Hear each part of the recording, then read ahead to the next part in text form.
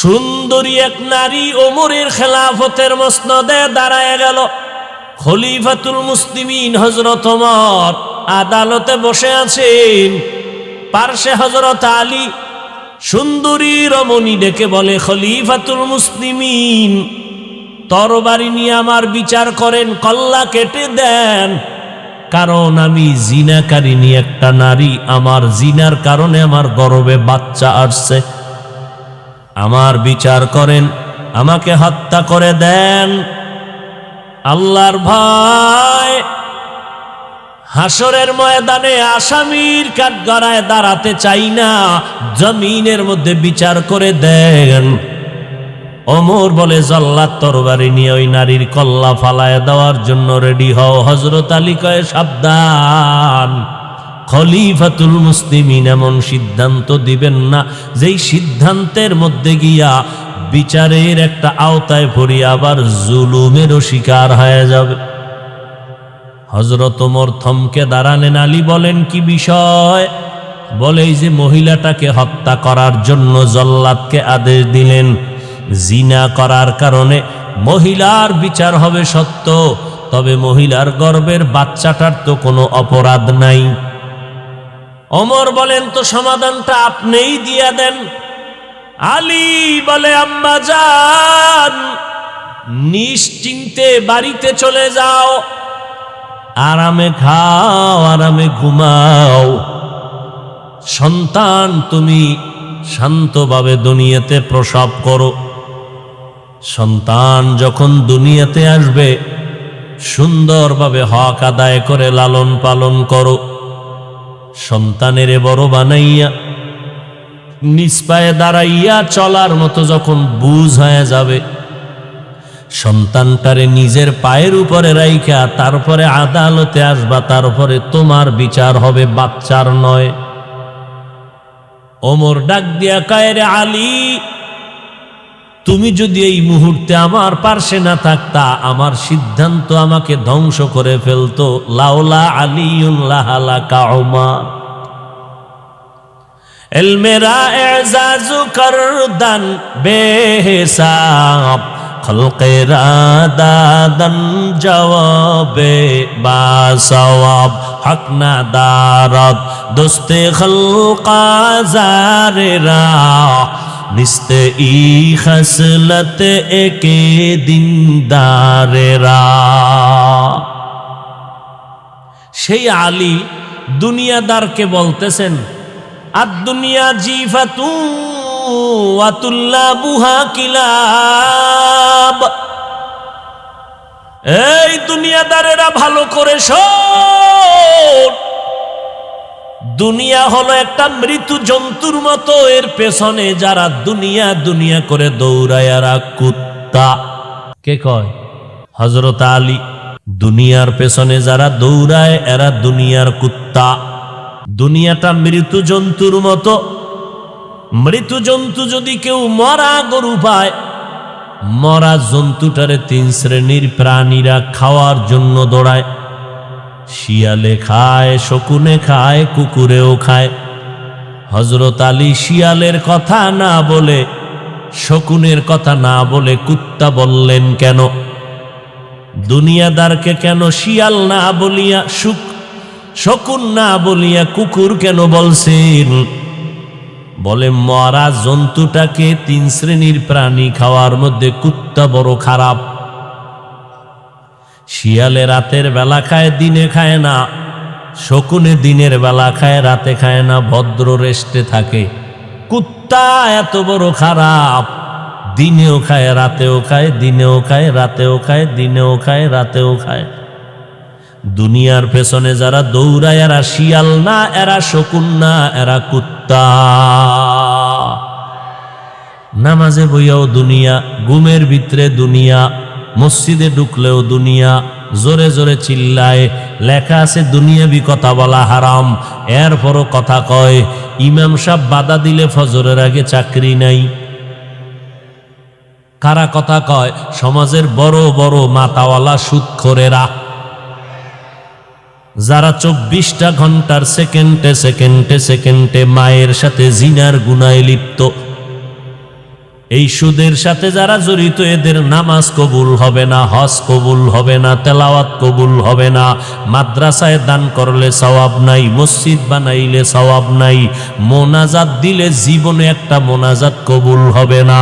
আল্লাহ কয় রে বেঈমান, রেডি হইয়া যা, আমি আল্লাহ তোর সাথে যুদ্ধ করার জন্য রেডি।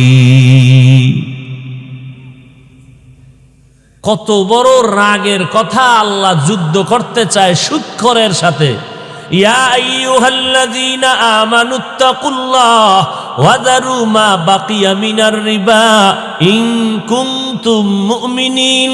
ও মুমিন, আল্লাহকে ভয় কর, সুদের থেকে নিজেকে বাঁচাইয়া রাখ যদি মুমিন হইয়া বাঁচতে চাও। ফা ইল্লাম তাফআলু, যদি গাদ্দারি করিয়া হারাম খাও, ফাযানু বিহারবিম মিনাল্লাহি ওয়া রাসূলিহি, রেডি হয়ে যা, আল্লাহর পক্ষ থেকে রসুলের পক্ষ থেকে যুদ্ধ হবে, তোর সাথে রেডি থাক। সুদের খাতায় নাম লেখাইয়া যতবার হজ করবি একটা লাব্বাইক কবুল হবে না। সুদের খাতায় নাম লেখাইয়া যতবার সেজদা দিবি নামাজ পড়বি কবুল হবে না। সুদের খাতায় নাম লেখাইয়া কোরআন তেলাওয়াত করবি সওয়াব পাবি না। সুদের খাতায় নাম লেখাইয়া যতবার মোনাজাত দিবি একটা মোনাজাত কবুল হবে না। তওবা না করিয়া যদি মরিয়া যাও, আল্লাহর কোরআনের ঘোষণা চিরস্থায়ী জাহান্নাম।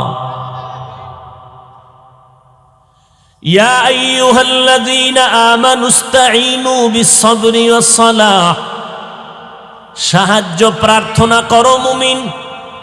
কেন? বলে জান্নাত কামাই করা লাগবে দুনিয়ায়, কিন্তু তুমি কেমনে কামাই করবা? তুমি তো দুর্বল, খানার বেলায় দুর্বল, ঘুমের বেলায় দুর্বল, মেধার বেলায় বড় দুর্বল। একটা রাত্র ঘুমাইতে যদি কোনো বান্দা না পারে, পরের দিন তার ব্যবসা চলে না। কি হুশ নাই, কথার কোনো ব্যালেন্স নাই। আল্লাহ দুনিয়ার মানুষের জন্য রাতের ঘুমটা দিলেন শরীরের মহা একটা ঔষধ।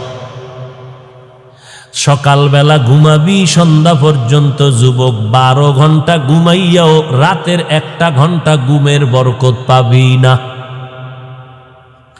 আর সেই রাতের ঘুমটা যদি জবাই করো মোবাইলের দিকে তাকাইয়া তাকাইয়া, নাচ গান দেখে কবিরা গুনাহ করে করে সারাটা রাত কাটায় দাও, মরার আগেই তোর কপালে জুতার বাড়ি লিখিয়া রাখ। এখনই তো তোর আয়নার সামনে তাকায় দেখ, তোর চেহারার দিয়ে তাকাইলে মায়া লাগে না, উজ্জ্বলতা নাই। যাদের কলবের চক্ষু খোলা আছে তারা দেখলেই বুঝে তুই রাতের বেলা কয়টা আকাম করেছো।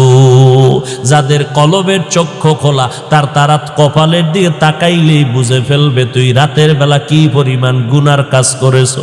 তুই গুনাহগার, মোবাইলটা চালাইয়া সারাটা রাত কবিরা গুনাহ করছো, তোর উপরে আল্লাহর লানত, তোর উপর ফেরেশতাদের অভিশাপ, তোর মা বাবার অভিশাপ। এই কারণে দেখছো মোনাজাতে কত বান্দা কান্না করে, তোর চোখে এক ফোঁটাও পানি আসে না। এরে চারটিখানি কথা না রে বাবা। ওই থানার মধ্যে নিয়ে পুলিশে আসামিরে জনমের মতো বেত্রাঘাত করে, কোনো চোখে পানি নাই। আর আল্লাহওয়ালারা বয়ান করে ময়দানের মধ্যে কত যুবক হাউমাউ করে কান্না করে। ওরে বাবা একটু চিন্তা কর, পুলিশে পিটাইলো কাঁদে না, আর ওয়াজের প্যান্ডেলে কেমনে কান্না করে, চোখের পানি এমনে বের হয় না। বল ওরে কে বেত্রাঘাত করলো? এরে নবীর উম্মতের দল, আজকে তোর চোখে পানি না আসার কারণ হলো বেজার। কয়দিন আর বাহাদুরি করবি রে বাবা? যত বড় বাহাদুর দাবি করো, নমরুদের মতো বাহাদুর হতে পারবি না, ফেরাউনের মতো বড় বাহাদুর হতে পারবা না, সাদ্দাত কারুন হামানের মতো বাহাদুর হতে পারবা না। আমার আল্লাহ ওই নমরুদের মতো বেঈমানের ধ্বংস করতে একজন ফেরেশতাও পাঠায় নাই, একটা অসুস্থ মশা সাথে জুতা। এই যুবকেরা, সে আল্লাহ আসেনি? মশা আসেনি? জোতা আসেনি? তাহলে পায়ের থেকে জুতা গালে আইতে কয়াতের দূরত্ব? তুই নমরুদের মতো বড় বাহাদুর হতে পারো না, অতএব তোর গালে জুতা লাগতে 1 সেকেন্ড লাগবে না। যদি তওবা না করো তো রেডি থাক। আল্লাহ বলেন তোমরা বড় দুর্বল। কোহে কাফ একটা পাহাড়, ওই পাহাড়ে প্রাণী বসবাস করে, সিমর্গ। দৈনন্দিন খানা ছিল তার 40টা মোটা তাজা হাতি। কে খাওয়ায়? গর্তা ওয়াকুল মিকুনি হর সুবহ শাম মিরসানা দৃষ্টি তু আজলা মাকাম। বড় বড় সাগর সমুদ্রের মধ্যে নীল তিমি আছে, নীল রঙের তিমি মাছ। এক একটা নীল তিমির প্রতিদিনের খাদ্য তালিকা হলো 1000 কেজি চিংড়ি মাছ। কে খাওয়ায়? ওয়াতারযুকু মান তাশাউ বিগাইরি হিসাব।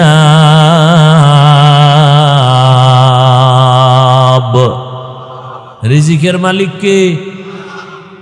কয়দিনের জন্য?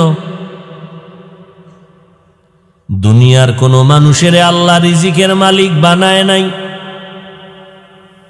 এই দুনিয়ার মানুষেরা আল্লাহ রিজিকের মালিকানা রেখেছেন, তার কাছে এত ভয় কেন পাও? হায়াতের মালিক আমার আল্লাহর হাতে, দুনিয়ার কারো হাতে হায়াতের চাবি দেয় নাই, এত ভয় কেন দুনিয়াওয়ালারে পাও?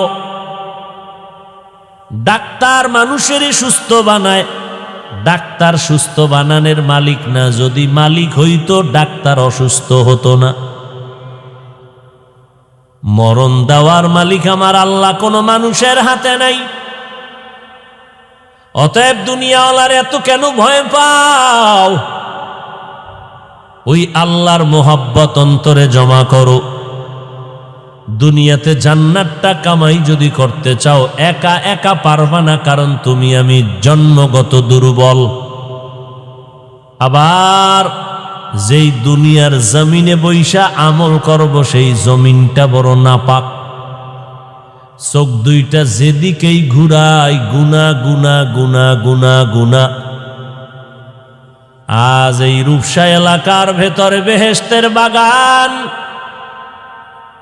যেই বাগান সম্পর্কে আমার পয়গম্বর বলেন এত দাম, এই বাগানে বসার সাথে সাথে সবার গুনাহ মাফ হয়ে গেছে। কিন্তু এরপরও ভয় লাগে।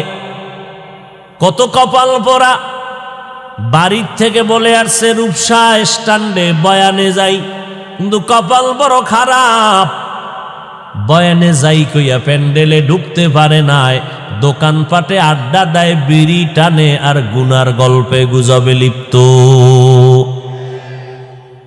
আর এক দল প্যান্ডেলে বৈশাও কপাল খারাপ, মোবাইল নিয়ে ব্যস্ত, বয়ানটা কলবে ঢুকাইতে পারল না। আর এক দল কপাল ভরা বয়ানে বসছে ঠিক, কিন্তু মোনাজাত না দিয়ে চলে যাবে। কান্না নাই, তওবা নাই। আসছে যেমন চলেও তেমন যাবে, কান্না নাই, তওবার সুযোগ নাই।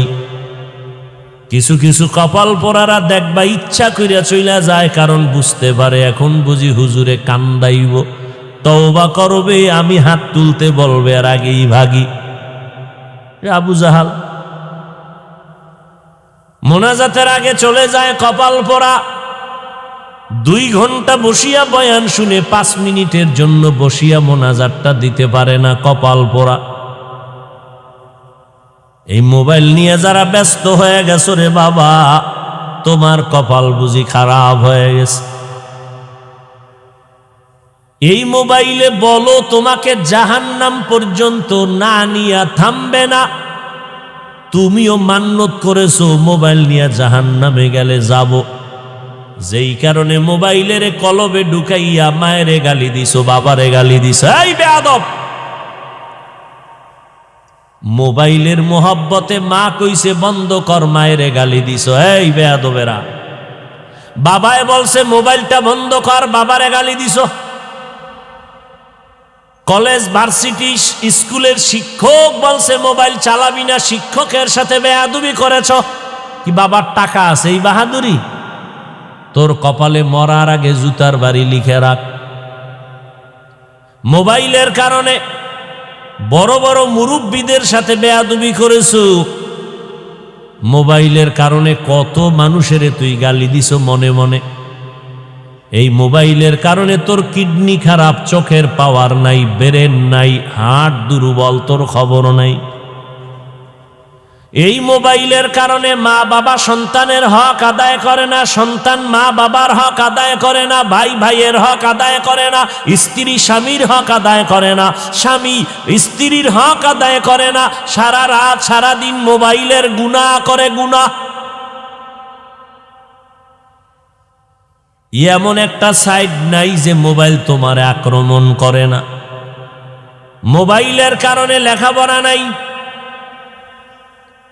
মোবাইলের কারণে বান্দা তোমার রাতের আদরে আল্লাহর দেয়া নিয়ামতের ঘুম শেষ।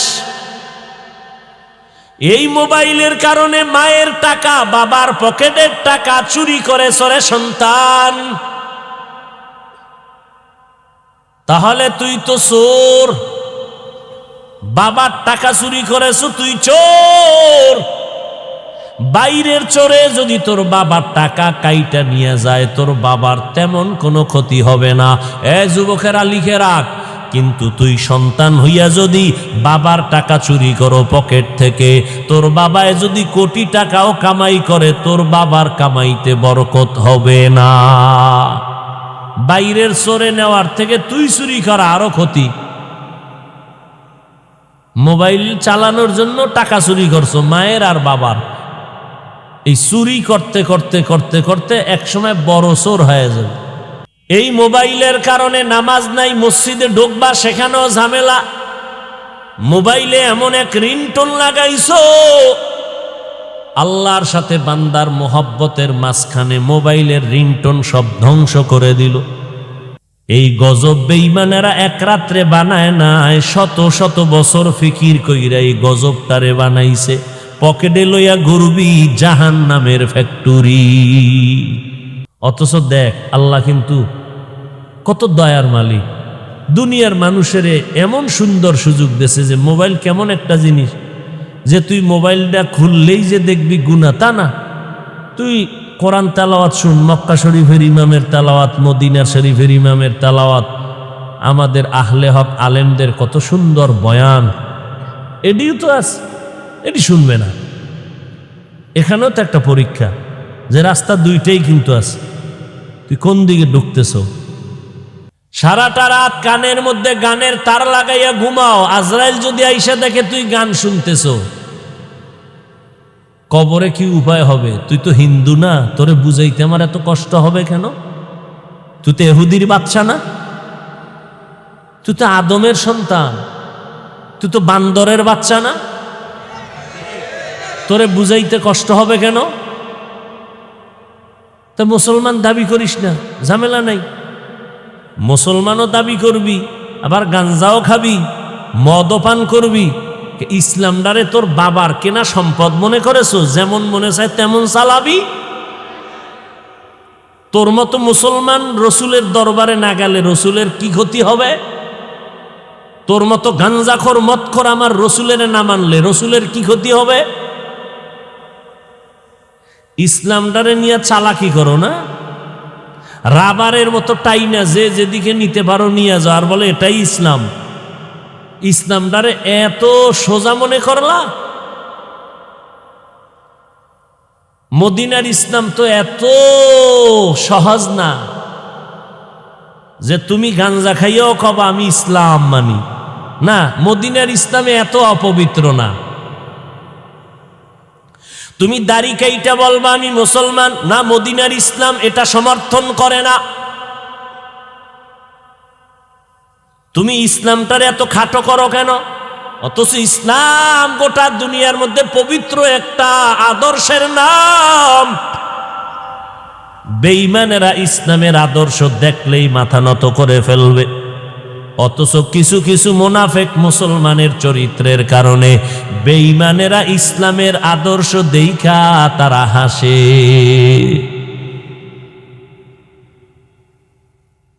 জান্নাত পাওয়া সোজা না, এতক্ষণ আলোচনা কলবে ঢুকলে টের পাবা জান্নাত কত কঠিন।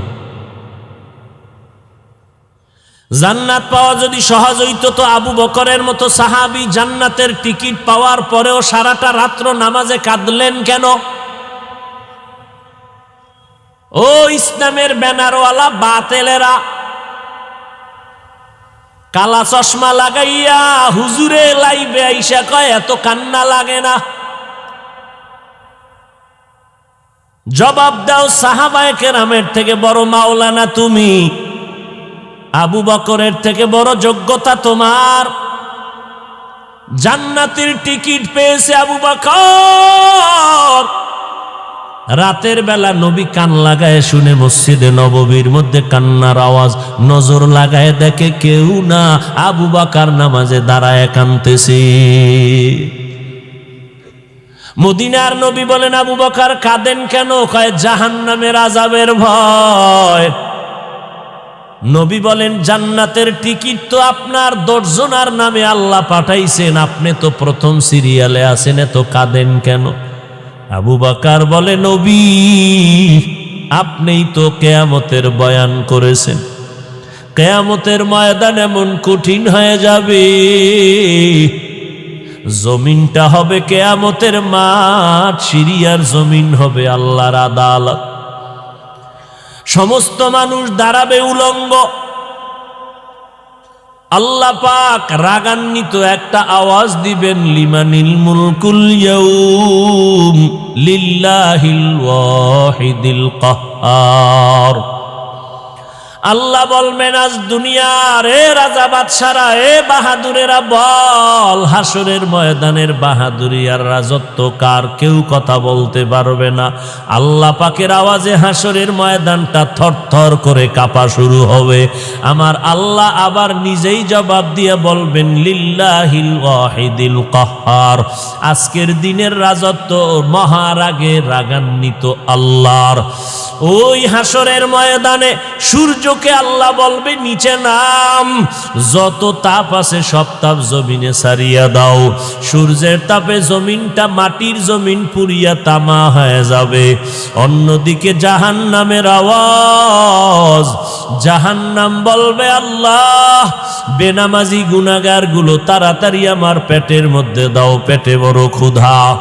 ও নবী আপনিই তো বলেছেন ওই হাসরের ময়দান এত কঠিন হবে যে নবীদের কোনো গুনাহ নাই, সেই নবীরা পর্যন্ত নাফসি নাফসি বলে কান্না করবেন। ইব্রাহিম নবী কাঁদবেন আল্লাহ আমারে বাঁচাও, মূসা নবী কাঁদবেন আল্লাহ আমারে বাঁচাও, ইব্রাহিম নবী কাঁদবেন আল্লাহ আমারে বাঁচাও, ঈসা নবী কান্না করবেন আল্লাহ আমাকে বাঁচাও। উম্মতের কথা মূসা নবী ভুলিয়া যাবেন, ঈসা নবী উম্মতের কথা ভুলে যাবেন, ইব্রাহিম নবী উম্মতের কথা ভুলিয়া যাবেন। সবাই কাঁদবেন নবী আমাকে, আল্লাহ আমারে বাঁচাও। আম্মা জান আয়েশা রাদিয়াল্লাহু আনহা বলেন মায়ার নবী আমার রুমের মধ্যে বসে বসে দেখলাম গুনগুন গুনগুন করে কান্না করেন। আমি আয়েশা বললাম নবী আপনি কেন কান্না করেন? বলে হাসরের ময়দানের আযাবের ভয়ে কান্না করি। কেমন আযাব যে নবীরা পর্যন্ত উম্মতের ভুলিয়া নাফসি নাফসি বলে কাঁদবেন। ওই সময় আম্মা জান বলেন আয়েশা বলেন নবী আপনি কি করবেন এই মুসিবতের সময়? মায়ার নবী বলেন ও আয়েশা আমি রহমতের নবী মাকামে মাহমুদে আল্লাহর আদালতে সেজদায় পড়ে কাঁদবো, আমাকে বাঁচানোর কথা বলবো না, আমি আল্লাহর কাছে কান্না করে বলবো আল্লাহ আমার উম্মতের বাঁচাও, আমার উম্মতের বাঁচাও, একটা উম্মত যেন জাহান্নামে না যায়। নবীজির কান্না দেখে আমার আল্লাহ বলবে নবী আপনি কাঁদবেন না, আপনার উম্মত গুলো বাছাই করে করে জান্নাতের পথে নিয়ে যান। আম্মা জান আয়েশা বলে নবী আপনি কোটি কোটি মানুষের মধ্যে চিনবেন কিভাবে আপনার উম্মত? নবী বলেন, ও আয়েশা, আমার উম্মতেরা যারা 5 বেলার ওযু বানাইয়া 5 বেলার নামাজ পড়বে, ওযুর অংশগুলো নূরের আলোতে ঝলমল করতে থাকবে, আমি নবী দেখিয়া বাসিয়া সব জান্নাতের গোড়ায় নিয়ে যাব। ও নবীর উম্মতের দল, ও যুবক, ও বৃদ্ধ বাবাজি, পর্দার আড়ালের আম্মা জানেরা, আপনারা নবীদের মা, সাহাবায়ে কেরামের মা, আউলিয়ায়ে কেরামের মা, হাফেজে কোরআনের মা, এরে পর্দার আড়ালের আম্মা জান, আপনাদের মতো দামি মা জমিনের মধ্যে আর কেউ নাই। ও আম্মা জান, আপনারা আয়েশা রাদিয়াল্লাহু আনহার মতো নারী, ফাতেমা রাদিয়াল্লাহু আনহার মতো নারী, খাদিজা রাদিয়াল্লাহু আনহার মতো নারী। ও আম্মা জান, কয়দিনের দুনিয়াতে বাহাদুরি করবেন? আজরাইল যখন হাজির হয়ে যাবে, 5টা সাদা কাফন ছাড়া আপনার কিছুই থাকবে না। এরে আম্মা জান, একটা নেককার সন্তান জমিনের মধ্যে রেখে যান। এরে যুবক, তোমার মতো যুবক স্কুল কলেজে পড়ে 1 বেলার নামাজও বাদ দেয় না। নিজেরে আল্লাহ আকল দিছে, নিজেরে প্রশ্ন করো রে বাবা, তুমি কেন পারবা না? তোমার মতো যুবক চাকরি করে, ব্যবসা করে, নামাজ ছাড়ে না, তুমি কেন পারো না রে বাবা? আলেম ওলামাদের কথা মিথ্যা মনে করে বসছো। আরে যতই মিথ্যা মনে করো, আসলে আমার আল্লাহর কোরআন কিন্তু মিথ্যা না। ওই কোরআনে জান্নাতের বয়ান আছে, জাহান্নামের বয়ান আছে। জান্নাতে কারা যাবে তাও আল্লাহ বলেছেন, জাহান্নামে কারা যাবেন তাও আল্লাহ বলেছেন। আজকে আমি বক্তা হইয়া বয়ান করি, তুমি শ্রোতা হইয়া মাটিতে বৈশা বয়ান শুনো। ওরে আমার বক্তাগিরির বাহাদুরি কতক্ষণ জানো? যেদিন আজরাইল আসিয়া ধরিয়া ফালাইবে, ওই দিন আমার ভাব আর বাহাদুরি বন্ধ হয়ে যাবে। আমি এত বড় সম্মানের ব্যক্তিটাকেও 3টা সাদা কাফনের প্যাকেট বানাবে। তুমি রিক্সার ড্রাইভার, তোমাকেও 3টা সাদা কাফনের প্যাকেট বানাবে। তুমি গরিব হওয়ার কারণে একটা কাফন কেউ কমাইয়াও দিবে না। আমি এত সম্মানিত হওয়ার কারণে একটা কাফন কেউ বাড়াইয়া দিবে না। ওই কাফনের উপরে লেখা থাকবে না আমি বক্তা, ওই কাফনের উপরে লেখা থাকবে না তুমি টাকাওয়ালা, ওই কাফনে লেখা থাকবে না তুমি ডাক্তার, ওই কাফনে লেখা থাকবে না তুমি চেয়ারম্যান, তুমি এমপি। ওরে রিক্সাওয়ালার লাশটাও যাব, ওরে ধনী গরিব সবার লাশের হালাত একই হয়ে যাবে রে বাবা। ওই অন্ধকার কবরে রাখিয়া মাটি দিয়া পাড়াইয়া পাড়াইয়া যখন সবাই বিদায় নিয়ে চলে যাবে, ওই কবরে যাওয়ার পর কে মাওলানা, কে মুফতি, কে আলেম, কে মূর্খ, কে ধনী, কে গরিব, কোনো ভেদাভেদ নাই। আমাকেও যেই প্রশ্ন করবে বাবা, তোমারও সেই প্রশ্ন করবে। রবের পরিচয় দাও, ধর্মের পরিচয় দাও, রাহমাতুল লিল আলামিনের পরিচয় দাও। মদিনার নবী বলেন, উম্মতের দল, দুনিয়াতে যারা রবের গোলামি করে যাবে তারা বলবে রব্বি আল্লাহ, আমার রব একমাত্র আল্লাহ। দুনিয়াতে যারা ইসলাম মেনে চলবে তারা বলবে দীনি আল ইসলাম, আমার ধর্ম একমাত্র আমার ইসলাম। দুনিয়াতে যারা নবীর আদর্শ মানিয়া চলবে, মাথার চুলগুলো নবীর তরিকায় কাটলো আর রাখলো, নখগুলো কেমনে কাটবে সেখানেও নবীর তরিকা যারা মানবে, জুতা 2টা কেমনে পরবা খুলবা সেখানেও নবীর তরিকা যারা মানিয়া চলবে, মায়ার নবীরে দেখাইয়া বলবে চিননিরে আশেক বল। যারা সুন্নতের আমলের পাগল, ওরা আমার মায়ার নবীকে দেখা মাত্র বলবে ইনি তো আমার সেই মায়ার নবী, যেই নবীরে না দেখিয়া নবীর আদর্শের টুপিদারি রাখছি, পাগড়ি ভরেছি। কত দুনিয়াদারেরা টুপিওয়ালা বলে গালি দিত, তারপরও টুপি ফালাই নাই। দাড়িওয়ালা বলে গালি দিত, দাড়ি ফালাই নাই, জামা ফালাই নাই, পাগড়ি ফালায়া দেই নাই। আমার আল্লাহর নবী বলেন, সাথে সাথে আল্লাহ গাইবি একটা আওয়াজ দিয়া বলবেন, ও কবরের ফেরেশতা, আমার বান্দাটারে আর সময় নষ্ট করিও না, এখনই কবরে জান্নাতের বিছানাটা দাও, জান্নাতের সাথে রাস্তা বানায় দাও, কবরটারে বড় বালাখানা বানায় দাও। আল্লাহর নবী বলেন, যারা রবের গোলামি না করিয়া ইসলাম না মানিয়া নবীর সুন্নতের জবাই করিয়া কবরে যাবে তওবা না করিয়া, এদেরকে যখন প্রশ্ন করা হবে রবের পরিচয় দাও, ধর্মের পরিচয় দাও, রহমতুল্লিল আলামিনের পরিচয় দাও, দুনিয়াতে যারা রবের গোলামি করে না, ইসলাম মানে না, সুন্নত মানে না, এই কপাল পোড়া বেনামাজি গুনাহগারেরা যখন কবরে যাবে প্রশ্ন করা মাত্র বলবে হা হা লা আদরি, বড় আফসুস আফসুস আমি কিছুই জানি না। নবী বলেন সাথে সাথে আমার আল্লাহ বলবেন, ও কবরের ফেরেশতা, এই বেনামাজি গুনাহগার নাফরমান এর কাছে আর কোনো প্রশ্ন করিও না, আর কোনো সময় সুযোগ দিও না। আমি আল্লাহ দুনিয়াতে কম সময় দেই নাই, আমার দেওয়া নিয়ামত পেয়ে শুকর আদায় করে নাই, নামাজ পড়ে নাই, পর্দা করে নাই, হালাল খায় নাই, এখন আর দেরি না করিয়া কবরের ভেতরে জাহান্নামের বিছানাটা দাও। কবরের ভিতরে একটা না দুইটা না 99টা সাপ। আল্লাহ পাক সর্বশেষ রাগান্বিত হয়ে বলবে, রে কবরের মাটি, এই গুনাহগারের দুই পার্শ্ব থেকে জোরে জোরে চাপ দাও। এত জোরে কবরের মাটি চাপ দিবে পাঁজরের হাড়গুলো চুরমার হয়ে যাবে।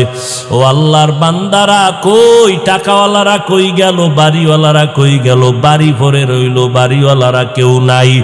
ও আল্লাহর বান্দা, যত বড় বাহাদুরি করো, 3টা সাদা কাফন ছাড়া কবরে কিছুই নিতে পারবা না। আল্লাহর কাছে তওবা করো, আল্লাহর সাহায্য ছাড়া চলা যাবে না, কারণ আমরা বড় দুর্বল, আমার আল্লাহ সবল।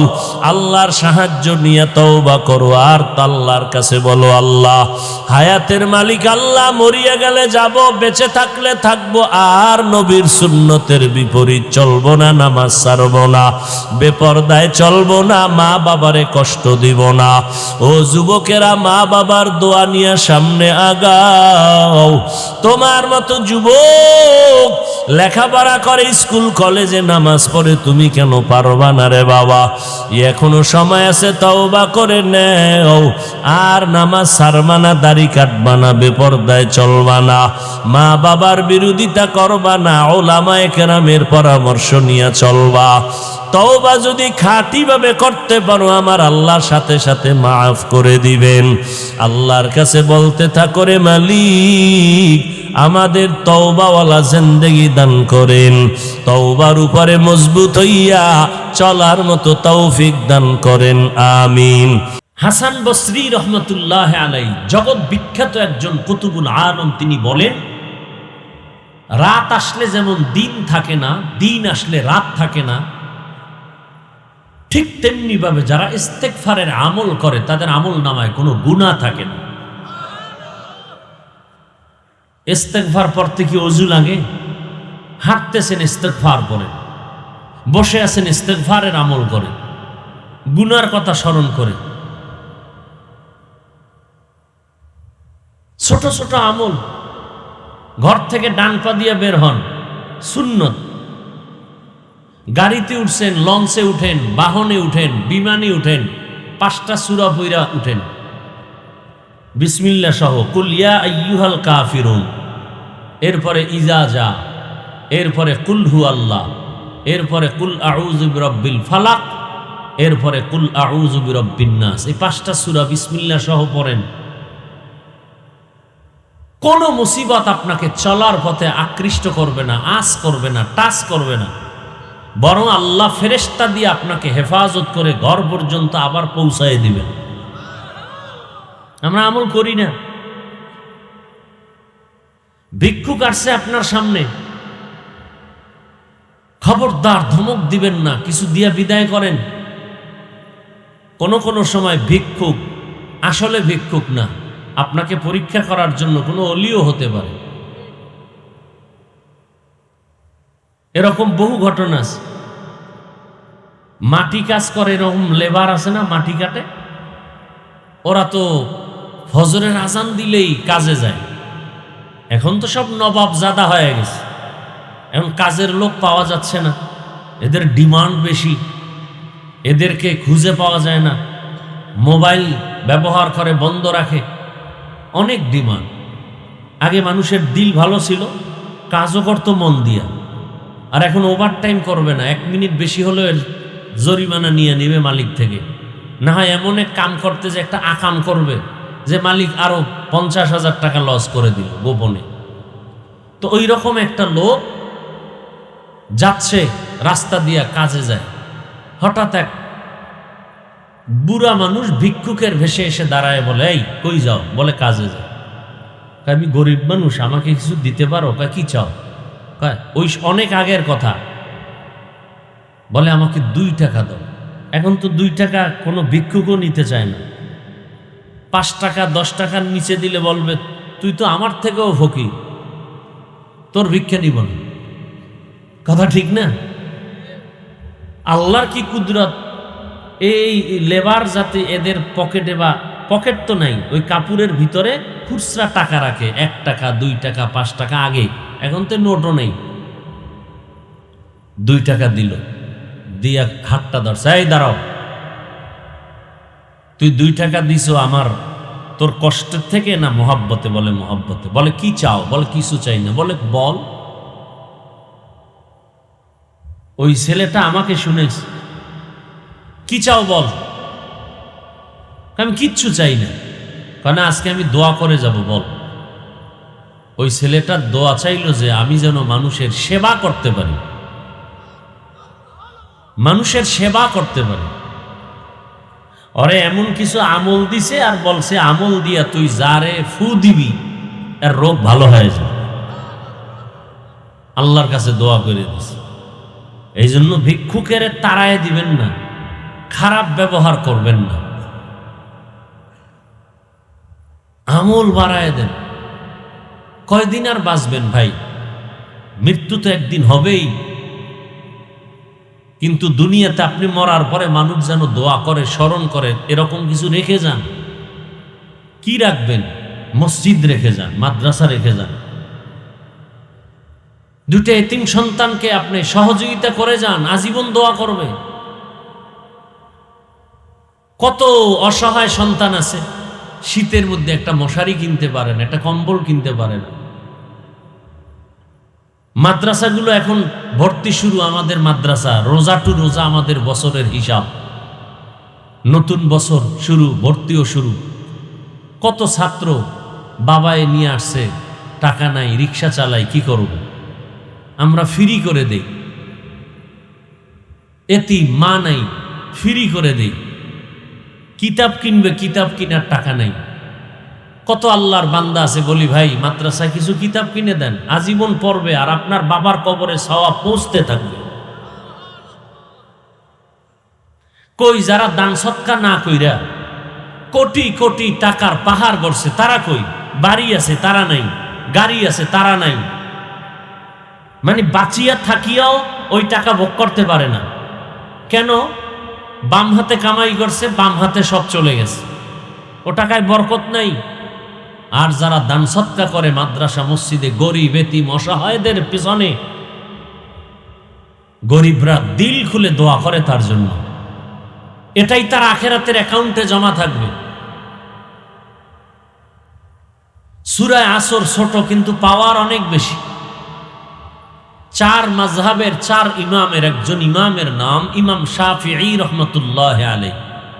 তিনি লিখেছেন, দয়াময় আল্লাহ যদি কোরআনের মধ্যে যে আয়াত সংখ্যা আছে 6666, 114 সূরা, আল্লাহ যদি শুধু আল আসরে সূরাটাই দিতেন, আর একটা সূরাও না দিতেন, আর দুনিয়ার সব মানুষ ওয়াল আসরে সূরার উপরে যদি আমল করে জীবন চালাইতো, বিনা হিসাবে জান্নাত পেয়ে যেত। তাহলে একটু বুঝেন তো এই সূরাটার পাওয়ার কেমন। তরজমা বলে ফেলেছি, এবার ব্যাখ্যা শুনতে থাকেন। আল্লাহ পাক শপথ করছেন শুরুতে, ওয়াও কসমিয়া, কসমের জন্য, ওয়াল আসর, আসর একটা শব্দ, এর কসম করলেন। আল্লাহ পাক কসম করলেন কেন? এর বহু কারণ। সংক্ষেপ তার কারণ হলো, মানুষ যেন ওই কথাটাকে বেশি গুরুত্ব দিয়ে শুনে, এটা খুব গুরুত্বপূর্ণ। এবং যেই জিনিসের উপরে কসম কাটবেন আমার আল্লাহ, সেই জিনিসটাও বড় দামি। যেমন এরকম কসম আরো সূরার মধ্যে আছে, ওয়াত্তিন অজ্জাইতুন অতুর সিনিন ওয়া হাযাল বালাদিল আমিন। তিনের কসম, জৈতুনের কসম, তুর পর্বতের কসম, নিরাপদ শহর মক্কা নগরীর কসম। তিন বড় দামি ফল, জৈতুন তেল বড় দামি, তুর পাহাড় বড় দামি, যেখানে দাঁড়ায় মুসা নবী আল্লাহর সাথে কথা বলতেন। নিরাপদ শহর মক্কা নগরী বড় দামি। দুনিয়াতে এত মসজিদ আছে, দুনিয়াতে মসজিদের অভাব নাই। আপনাদের এলাকায় মসজিদ আছে, কিন্তু আল্লাহর ঘর বাইতুল্লাহ বড় দামি। এটা এমন দামি যে বাইতুল্লাহর পার্শ্বে বৈশা যদি কেউ একবার বলে আল্লাহ, 1,00,000 বার আল্লাহ বলার সওয়াব। বাইতুল্লাহর এরিয়ার মধ্যে থাকিয়া যদি কেউ বলে সুবহানাল্লাহ একবার, কত পাবে? 1,00,000 বার সুবহানাল্লাহর সওয়াব। বাইতুল্লাহ বৈশা কিছু বলে না, শুধু তাকায় তাকায় দেখে আল্লাহর ঘর। যতক্ষণ তাকায় দেখবে ততক্ষণ শুধু আমল নামায় সওয়াব আর সওয়াব। আল্লাহ দামি দামি জিনিসের শপথ করেছেন। ওয়াশ-শামসি ওয়া দুহাহা, সূর্যের কসম। ওয়াল কমারি ইজা তালাহা, চাঁদের কসম। ওয়াস-সামাই যাতিল বুরুজ, আসমানের কসম। ওয়াল ইয়াউমিল মাউউদ, কিয়ামতের দিনের কসম। অশাহিদু ওয়া মাশহুদ, জুমার দিনের কসম। জুমার দিন বড় দামি। আরাফার দিনের কসম, আরাফার দিন বড় দামি। আল্লাহ তাআলা কসম করেছেন ওয়াল আসর, আসরের কসম, আসর বড় দামি। বলে আসর মানে কি? অনেক তরজমা, তবে এখানে একটা তরজমা বলি, আসর মানে সময়।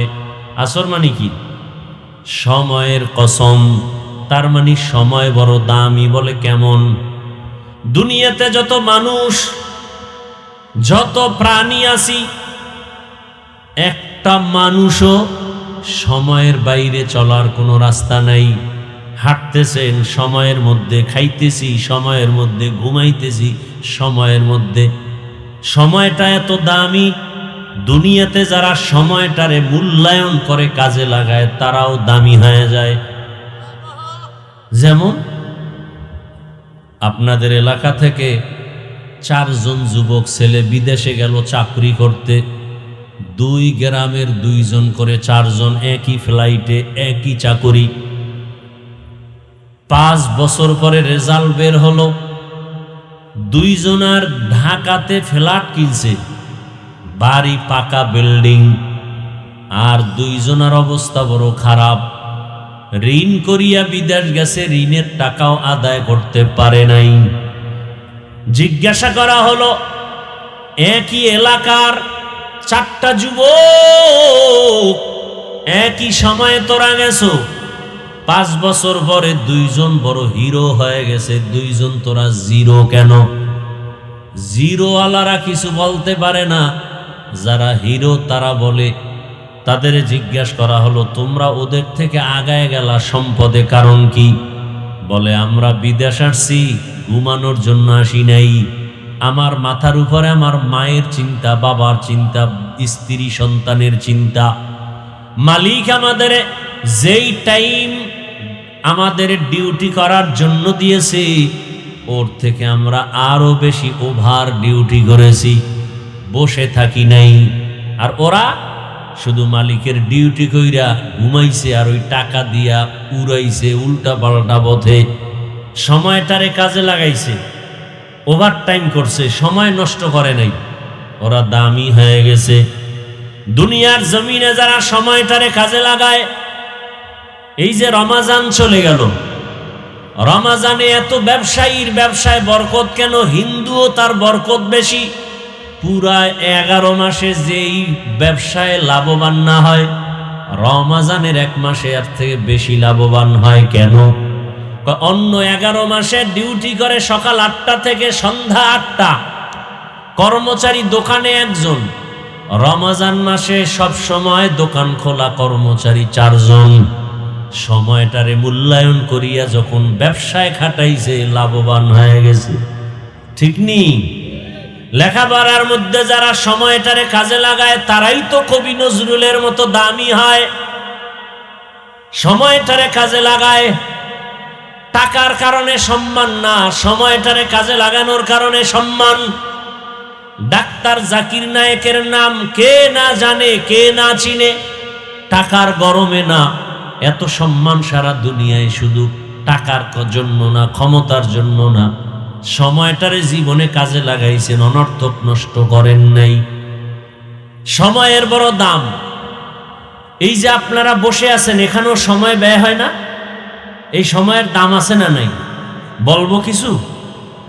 রহমতের নবী বলেন, কোরআনের ময়দানে আলেম ওলামাদের বয়ান শোনার জন্য যেই মুমিন ঘর থেকে কদম দিয়া বের হয়, প্রত্যেকের সাথে 70,000 ফেরেশতাকে আল্লাহ কাফেলা বানায় দিছেন। এখানে বসার পরে চতুর্দিক থেকে নূরের তৈরি রহমতের ফেরেশতারা হাতে হাত লাগায় কাতার বন্দী হয়ে বেষ্টন করে আছে আল্লাহর আরশে আজিম পর্যন্ত। নবীজি বলেন হাদিসে, ফেরেশতাকে আল্লাহ জিজ্ঞাসা করেন, ওই হাজী আব্দুল জব্বার সাহেবের বাড়ির মাঠে কারা বসে আছে? নরমাল বিছানা, হোগলার ভেতরে চাটাইয়ের মধ্যে বসে আছে, এরা কারা? কয় তোমার বান্দা। কেন আসছে? আল্লাহ তো জানেন, তারপরও জিজ্ঞান কেন ফেরেশতাকে? ফেরেশতাদেরকে সাক্ষী বানানোর জন্য জিজ্ঞাসা করে। এই ফেরেশতারা, ওরা আসছে কেন? টাকা চায় না? কি চায়? বাড়ি চায় না, গাড়ি চায় না।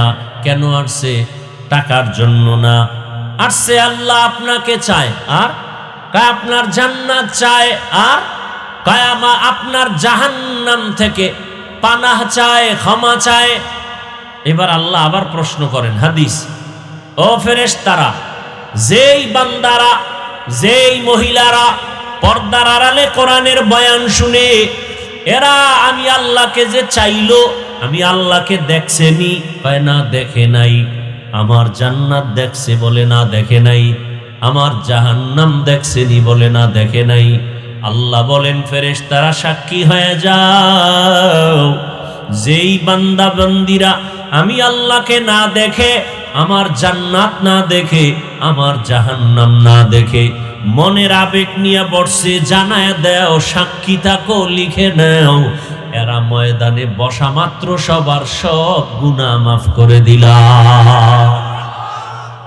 আতিনা ফি দারে দুনিয়া না হাসান, আতিনা ফি দারে দুনিয়া না হাসান, আতিনা ফি দারে উকবা না হাসান, ইয়া গিয়াসাল মুস্তাগীসিন ইহদিনা লফতিখারা বিল উলুমে ওয়াল গিনা।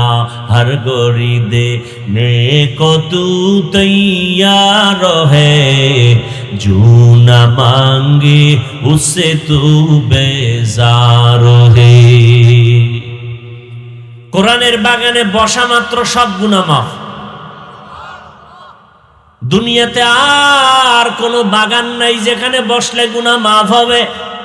কিন্তু এই মজলিস এত দামি, এখান থেকে যদি কেউ বয়ান শুনিয়া মোনাজাতে কান্না করে তওবা করে বাড়িতে রওনা হয়, আল্লাহ না করুন যদি অবস্থায় তার মরণ হয়, বিনা হিসাবে জান্নাত।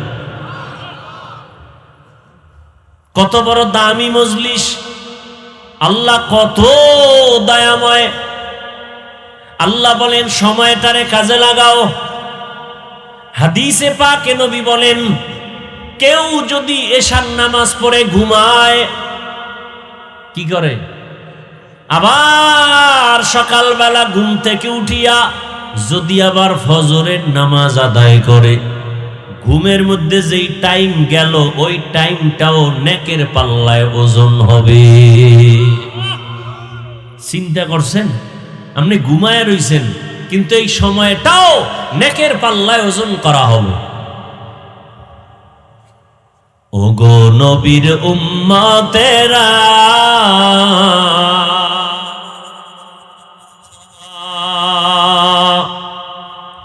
হয়ে আজি দিশাহারা, কোরআন হাদিসের চলো যখন যাহা চায় মনে, নবী বিনে কে তরাবে পুলসিরাত মিজানে, নবী বিনে কে তরাবে পুলসিরাত মিজানে, উম্মতের কান্ডারি নবী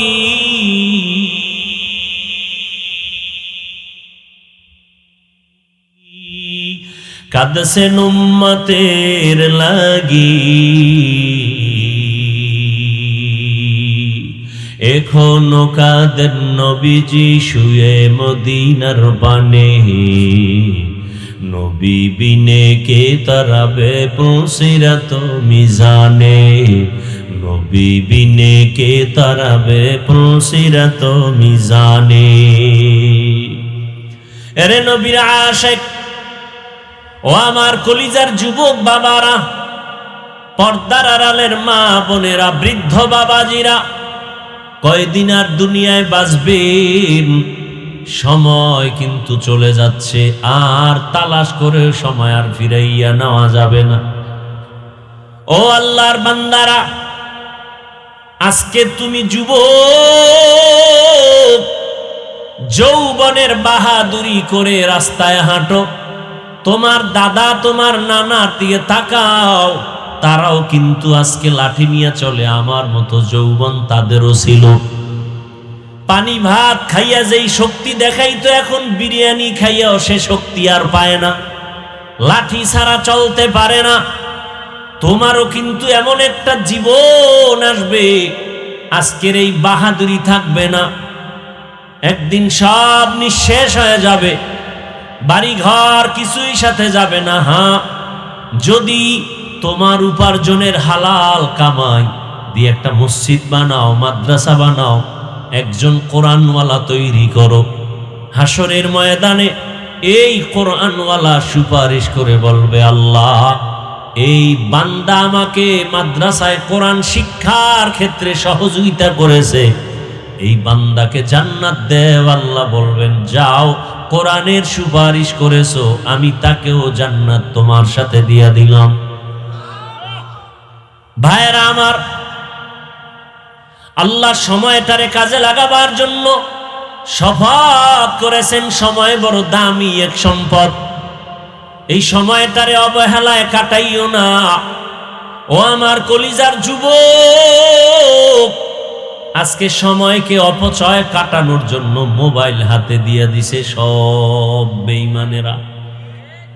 সময় কেমনে যায়, রাত্র 3টা বাজে খবর নাই, 4টা বাজে খবর নাই, ফজরের আজান কখন হলো খবর নাই। অথচ এই মোবাইলের কারণে চোখের পাওয়ার নষ্ট, মাথা নষ্ট, শরীর দুর্বল, হার্ট দুর্বল।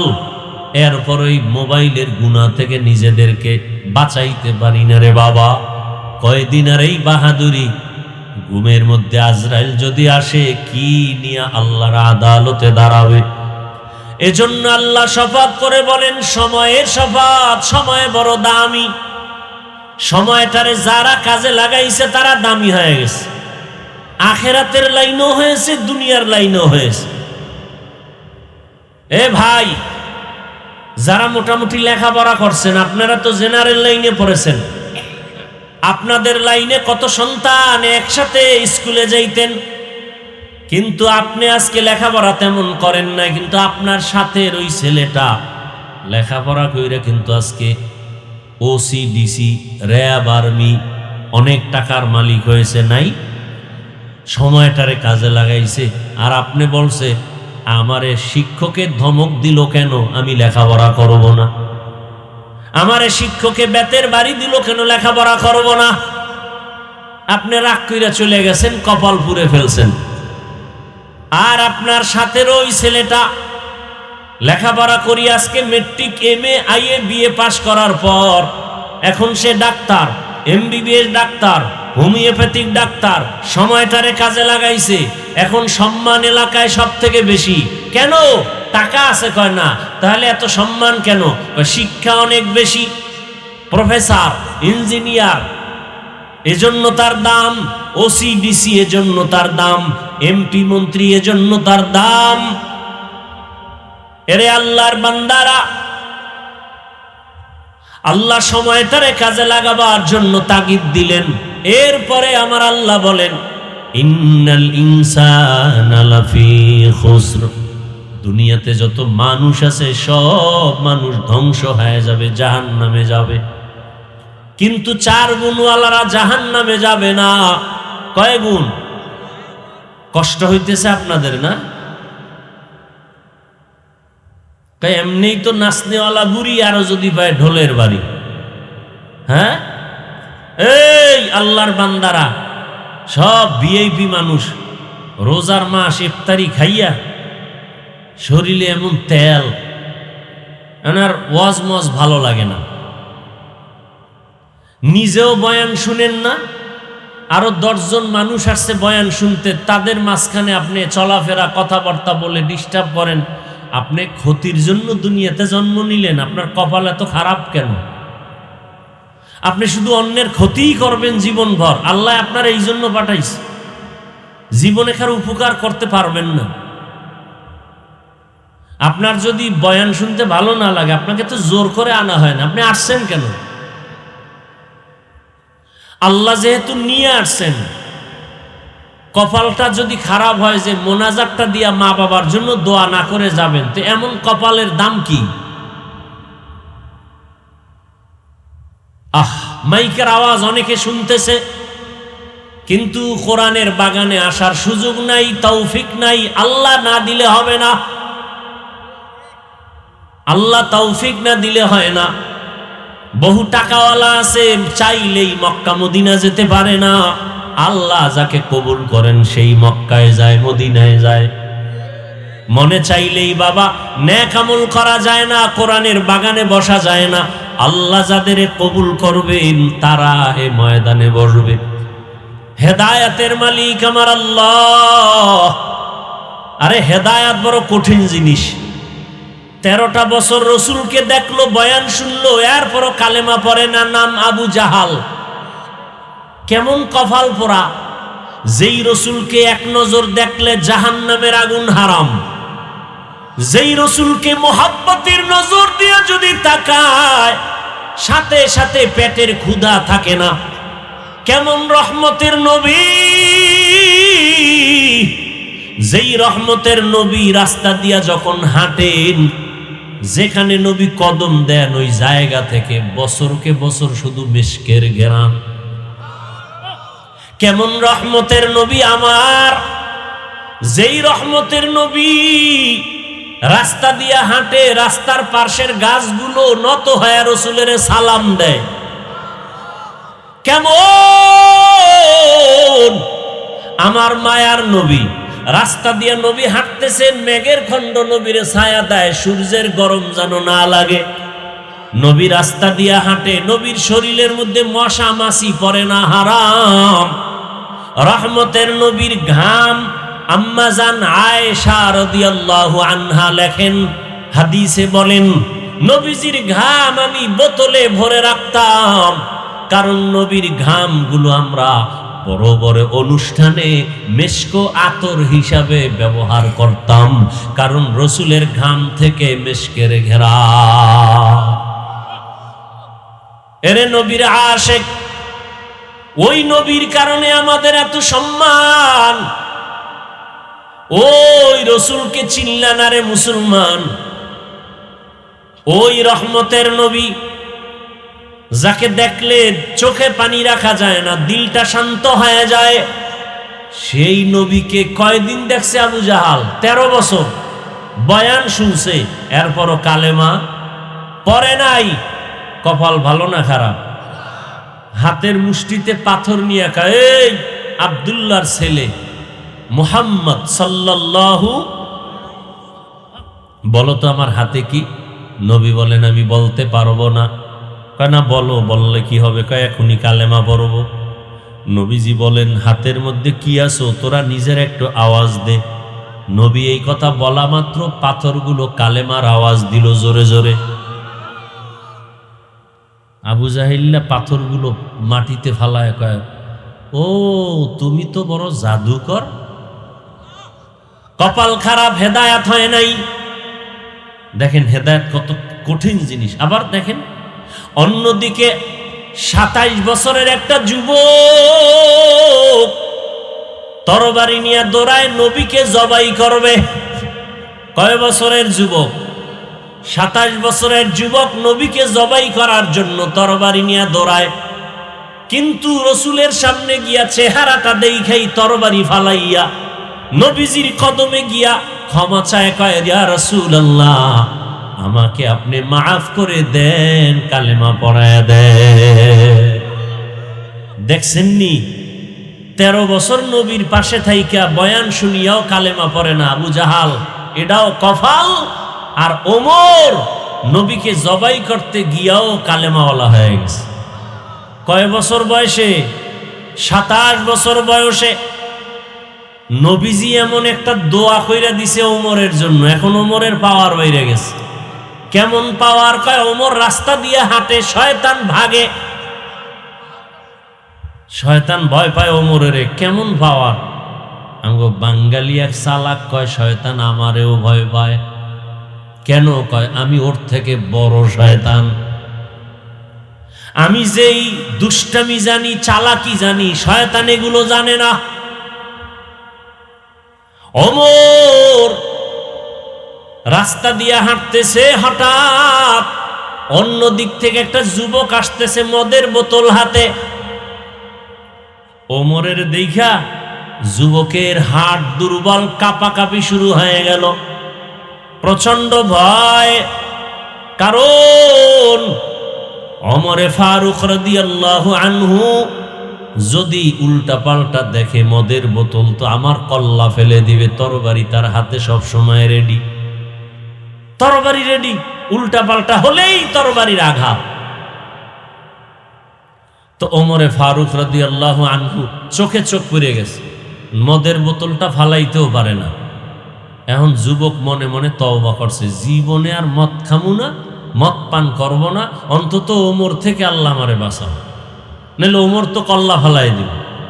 যুবক বোতলটা এভাবে গোপনে রাইখা দাঁড়ায় রয়েছে। ওমর তো দেখছে বোতল, কাছে আইসা খায়, যুবক বোতলটা আমার হাতে দেখি। যুবক ভয় দেয় না, কাঁপতেছে, কয় দে। যুবক তো অন্তর দিয়ে আমার আল্লাহর কাছে তওবা করেছে।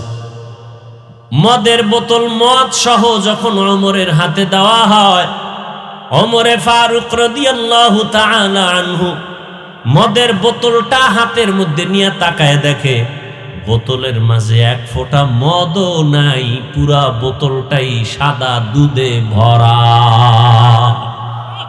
हर के दारद खौफे हक दर दिल मदहम, हर के दारद खौफे हक दर दिल मदहम, जन्नतुल मअवा देहद ओ राम काम जुज़बा हक ची जे मखाज इंसुजा फजले उ आमस्ते दर जुमला जहा। ও আমার কলিজার যুবক বাবারা, বৃদ্ধ বাবাজিরা, পর্দার আড়ালের মা বোনেরা, আমি সারা বাংলাদেশে মানুষের পায়ে হাত রেখে বয়ান করি আর এ কথা বলি, আল্লাহর হুকুম অনুযায়ী চলবেন তার মানে, নবীর আদর্শ মেনে চলবেন তার মানে আমার মতো টুপি লাগায়া বড় হুজুর হইয়া পাগড়ি পরেন এটা না। বরং আমি বলবো যারা স্কুলে পড়ো যুবকেরা, ধন্যবাদ, আমি দোয়া করে গেলাম। স্কুলে পড়ো, কলেজে পড়ো, চাকরি করো, ব্যবসা করো, বাধা নাই। বরং তুমি ওখানে থাকিয়া নবীজির আদর্শ মেনে চলো, দেখবা তোমার জীবনটা ধন্য হয়ে যাবে। আমি সারা বাংলাদেশে দোয়া করি, বলি বয়ানে, ও যুবক বাবারা, তুমি স্কুল কলেজে পড়িয়া ডাক্তার হও, ইঞ্জিনিয়ার হও, প্রফেসর হও।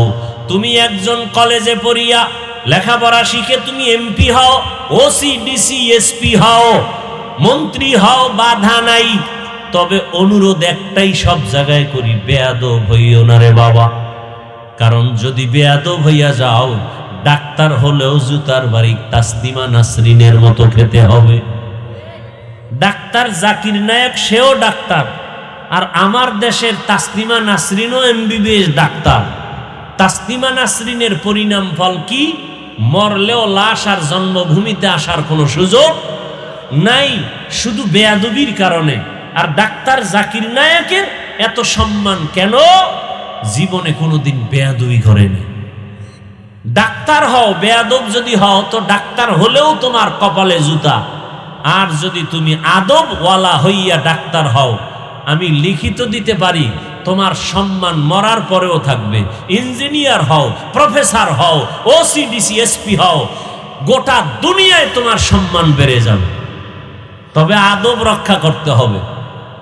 অনেকে প্রশ্ন করবে, হাফিজ ভাই ডাক্তার, ইঞ্জিনিয়ার, প্রফেসর হব, বেয়াদব হব না, কথার ব্যাখ্যাটা কি? ব্যাখ্যাটা এমন ভাবে দেই যে ডাক্তার হইয়া আদব রক্ষা করো, তার মানে 3 জায়গায় বেয়াদবি করলেই গজব চলে আসবে ডাইরেক্ট।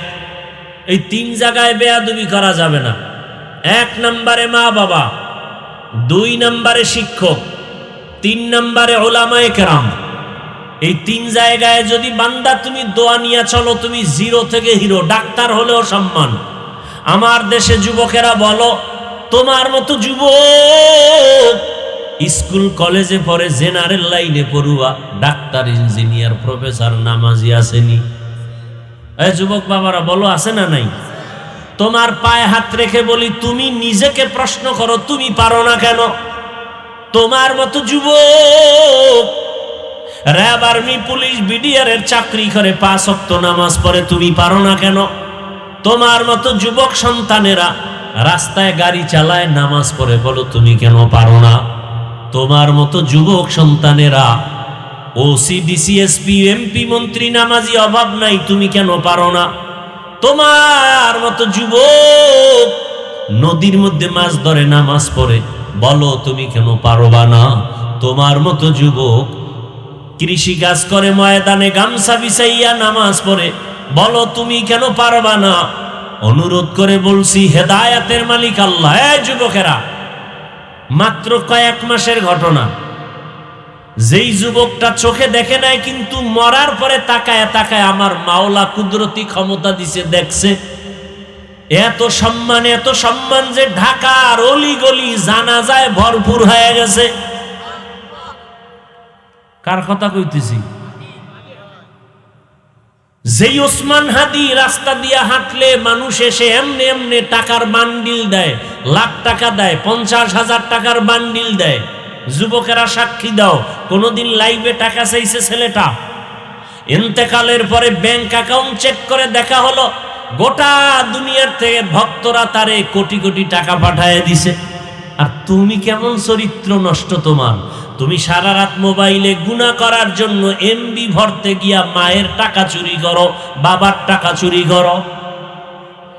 তোমার চরিত্র কত খারাপ, তোমার চেহারা নষ্ট হয়ে গেছে। যাদের কলবের দরজা খোলা, এরা তাকাইলেই দেখবে তুমি রাতের বেলা কি গুনাহ করেছো। আজকে গুনাহ করার কারণে চেহারার মধ্যে নূর নাই, চেহারার মধ্যে আলো নাই, চেহারার দিকে তাকাইলে মায়া লাগে না, শুধু গুনার কারণে চেহারার নূর আল্লাহ নিয়ে গেছেন। এই অবস্থায় যদি আজরাইল আসে, কয়দিন আর বাঁচবারে বাবা?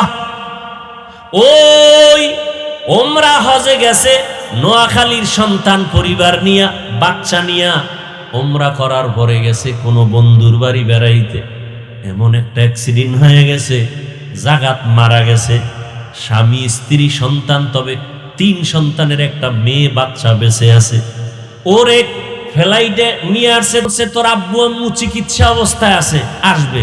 কিন্তু যখন লাশ আর আনতে পারে না, অনেক প্রসেসিং, অনেক টাকা, শেষ পর্যন্ত ওই মেয়েটাকে যখন বলা হলো তোর আব্বু আম্মু দুনিয়াতে বেঁচে নাই, ওই সৌদি আরবে লাশ দাফন হয়ে গেছে। মেয়েটা মিডিয়ায়, যারা ফেসবুক চালাও বাবা, জীবন ভর তোমার এই জীবনটাই মোবাইলের মধ্যে নেশায় কাটাও। কিসের মদের নেশা? জুয়ার নেশা। এখন বড় নেশা মোবাইলের নেশা। যেই মোবাইলের নেশায় জীবন ধ্বংস, যৌবন ধ্বংস, সব বরবাদ। ওই মেয়েটা এমন হাউমাউ করে কাঁদছে আর বলছে, আমি কাকে মা বলে ডাকবো? কে আমাকে মায়ের আদর দিবে? ঈদের আনন্দ ওর কপালে নাই। ঈদের দিন সবাই মায়ের কাছে যায়, বাবার কাছে যায়, আব্বু আমার একটা জামা কিনে দাও, আম্মু আমারে পোশাক পরায়া সাজায় গোসল করায়া দাও। কিন্তু যার মা নাই, যার বাবা নাই, সে বুঝে মা কত বড় রত্ন, বাবা কত বড় রত্ন। যার মা নাই তার দোয়ার দরজা একটা বন্ধ, যার বাবা নাই তার দোয়ার দরওয়াজা দুটোটাই বন্ধ হয়ে যায়। ওই সন্তান ডানে বামে তাকায় আর কান্না করে, আমারে কে একটু মায়ের আদর দিবে? আমার নবীও তো দুনিয়াতে আইসা বাবার চেহারাও দেখতে পারেন নাই। 6 বছরে নবী মা হারা কান্না করতেছেন। 8 বছরে দাদাকেও হারায় ফেললেন। মায়ার নবী কান্না করে। ও এত কান্না! আম্মা জান আয়েশা রাদিয়াল্লাহু আনহা নবীর কান্না দেখা জিজ্ঞাসা করেন, ইয়া রাসূলুল্লাহ, আমি আয়েশার সাথে আপনার বিবাহ হয়েছে যখন আমার বয়স 6 বছর, আর আপনার ঘরে আসছি যখন আমার বয়স 9 বছর। ও নবী, আমার কোনো অজান্তে বেয়াদবি হয়েছে নাকি আপনি কষ্ট পায় কান্না করেন? নবী বলে, না না, তাহলে আপনাকে মাঝে মাঝে দেখি আপনি আমার রুমের মধ্যে বসে বসে গুনগুন করে মাঝে মাঝে কান্না করেন। আমার নবী, আপনি কাঁদেন কেন? নবী বলেন, ও আয়েশা, 2টা কথা আমার মনে পড়লে আমি চোখের পানি ধরে রাখতে পারি না। এক হলো আমার জীবনের এক সঙ্গিনী ছিল খাদিজা, আমার বিবি, তিনি চলে গেছেন, তার কথা যখন মনে পড়ে আমি চোখের পানি ধরে রাখতে পারি না রে আয়েশা। খাদিজা আমার জীবনের বড় উপকার করেছে। আরবের মানুষ যখন আমাকে ভালো জানে নাই, আরবের মানুষ যখন আমাকে তাড়ায় দিত, আমি কালেমার দাওয়াত নিয়া তায়েফের ময়দানে যখন চলে গেছি, তায়েফের মানুষ এত খারাপ, ওই লিডারেরা ছোট ছোট বাচ্চাদের লেলিয়ে দিয়া কয়, ওই মক্কার একটা পাগল আসছে, পাথর মেরে মেরে তাড়ায়া দাও। যেই রসুলের শরীরে মশা পড়ে না, মাছি পড়ে না, হারাম। মায়ার নবী কাঁদেন আর বলেন, ও আয়েশা, যখন তায়েফের ময়দানে দাওয়াত দিতে গিয়া ওই ছোট ছোট বাচ্চারা, কাফেরের সন্তান, ওরা পাথরগুলো উঠাইয়া আমার শরীরে মারতেছিল, বৃষ্টির মতো শরীরে পাথর পড়তেছিল, আর আমার শরীরে পাথর পরে আঘাত হইয়া রক্ত নিচে পড়তে পড়তে আমার পায়ের জুতা আটকায় গেছে, জুতা আর খোলা যায় না। আমি একবারও দিকে তাকাই আর মক্কার দিকে হাঁটতেছি।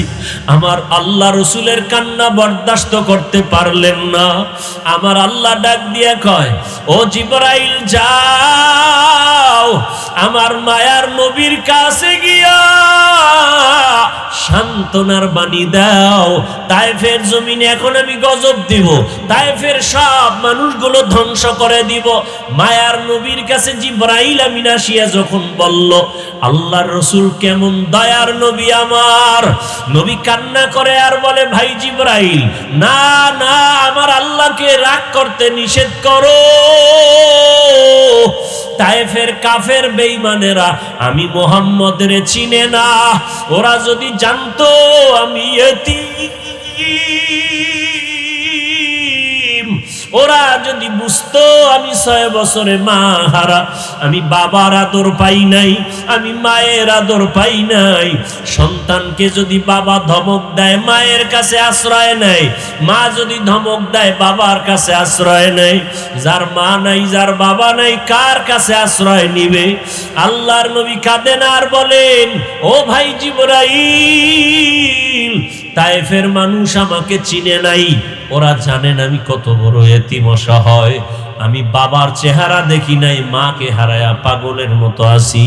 আজকে ওদের মারিও না, একদিন হয়তো আল্লাহ হেদায়াত দিলে দিনের কাজে আসবে, দিনের উপকার হবে। এমন মায়ার নবী আমার আম্মা জান আয়েশাকে বলেন, ও আয়েশা, আমি খাদিজা ওই সময় আমার টাকা পয়সা বাড়ি গাড়ি ছিল না, খাদিজা ছিল আরবের ধনী নারী, সব সম্পদ আমাকে হাদিয়া দান করছে, আমি এগুলো সব গরিবদের মাঝে বিলায় দিয়েছি, আমি দান সদকা করেছি, আমি নিজে অট্টালিকা বানাই নাই। ওই খাদিজা আমি হেরা পাহাড়ে উঠিয়া আল্লাহর ধ্যানে যখন সময় কাটাইতাম, খাদিজা গিয়া গিয়া মাঝে মাঝে আমাকে নাস্তা পৌঁছাইয়া দিত। ওই খাদিজার ইন্তেকালে আমি সহ্য করতে পারি না, মনে পড়লে আমার চোখের পানি বের হয়ে যায়। আমি দাওয়াত দিয়া যতবার বাড়িতে আসছি, যত রাতে আইসা সালাম দিতাম, দরজা খুলে ফেলতো, জিজ্ঞাসা করতাম আপনি কি ঘুমান না? আম্মা জান খাদিজা বলতেন, ইয়া রাসূলুল্লাহ, আমি জানি আপনার মা নাই, আপনার বাবা নাই, আমি খাদিজা দুইজন স্বামী বিদায়ের পরে আপনার ঘরে আসছি, আমি খাদিজা একাধিক সন্তানের মা হওয়ার পরে আপনার ঘরে আসছি। আপনার মা যদি বেঁচে থাকতেন, আপনাকে বাহিরে রাইখা মা বিছানায় ঘুমাইতেন না, আপনার চারদিকে দুশ্মন, আমি খাদিজা দরজার পাশে অপেক্ষা করি, রহমতের নবী কখন আসবেন আর ডাক দিবেন, দরজা খুলবো। নবী যদি কষ্ট পায়, আমি খাদিজা জাহান্নাম ছাড়া উপায় হবে না। ও আয়েশা, ওই খাদিজার কথা মনে পড়লে আমি চোখের পানি ধরে রাখতে পারি না।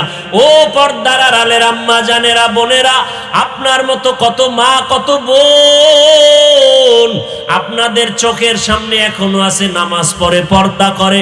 ও আম্মা জানেরা, বোনেরা, আপনারা যারা নামাজ পড়েন না কেন বলেন? আপনারা তো কত দামি জানেন না।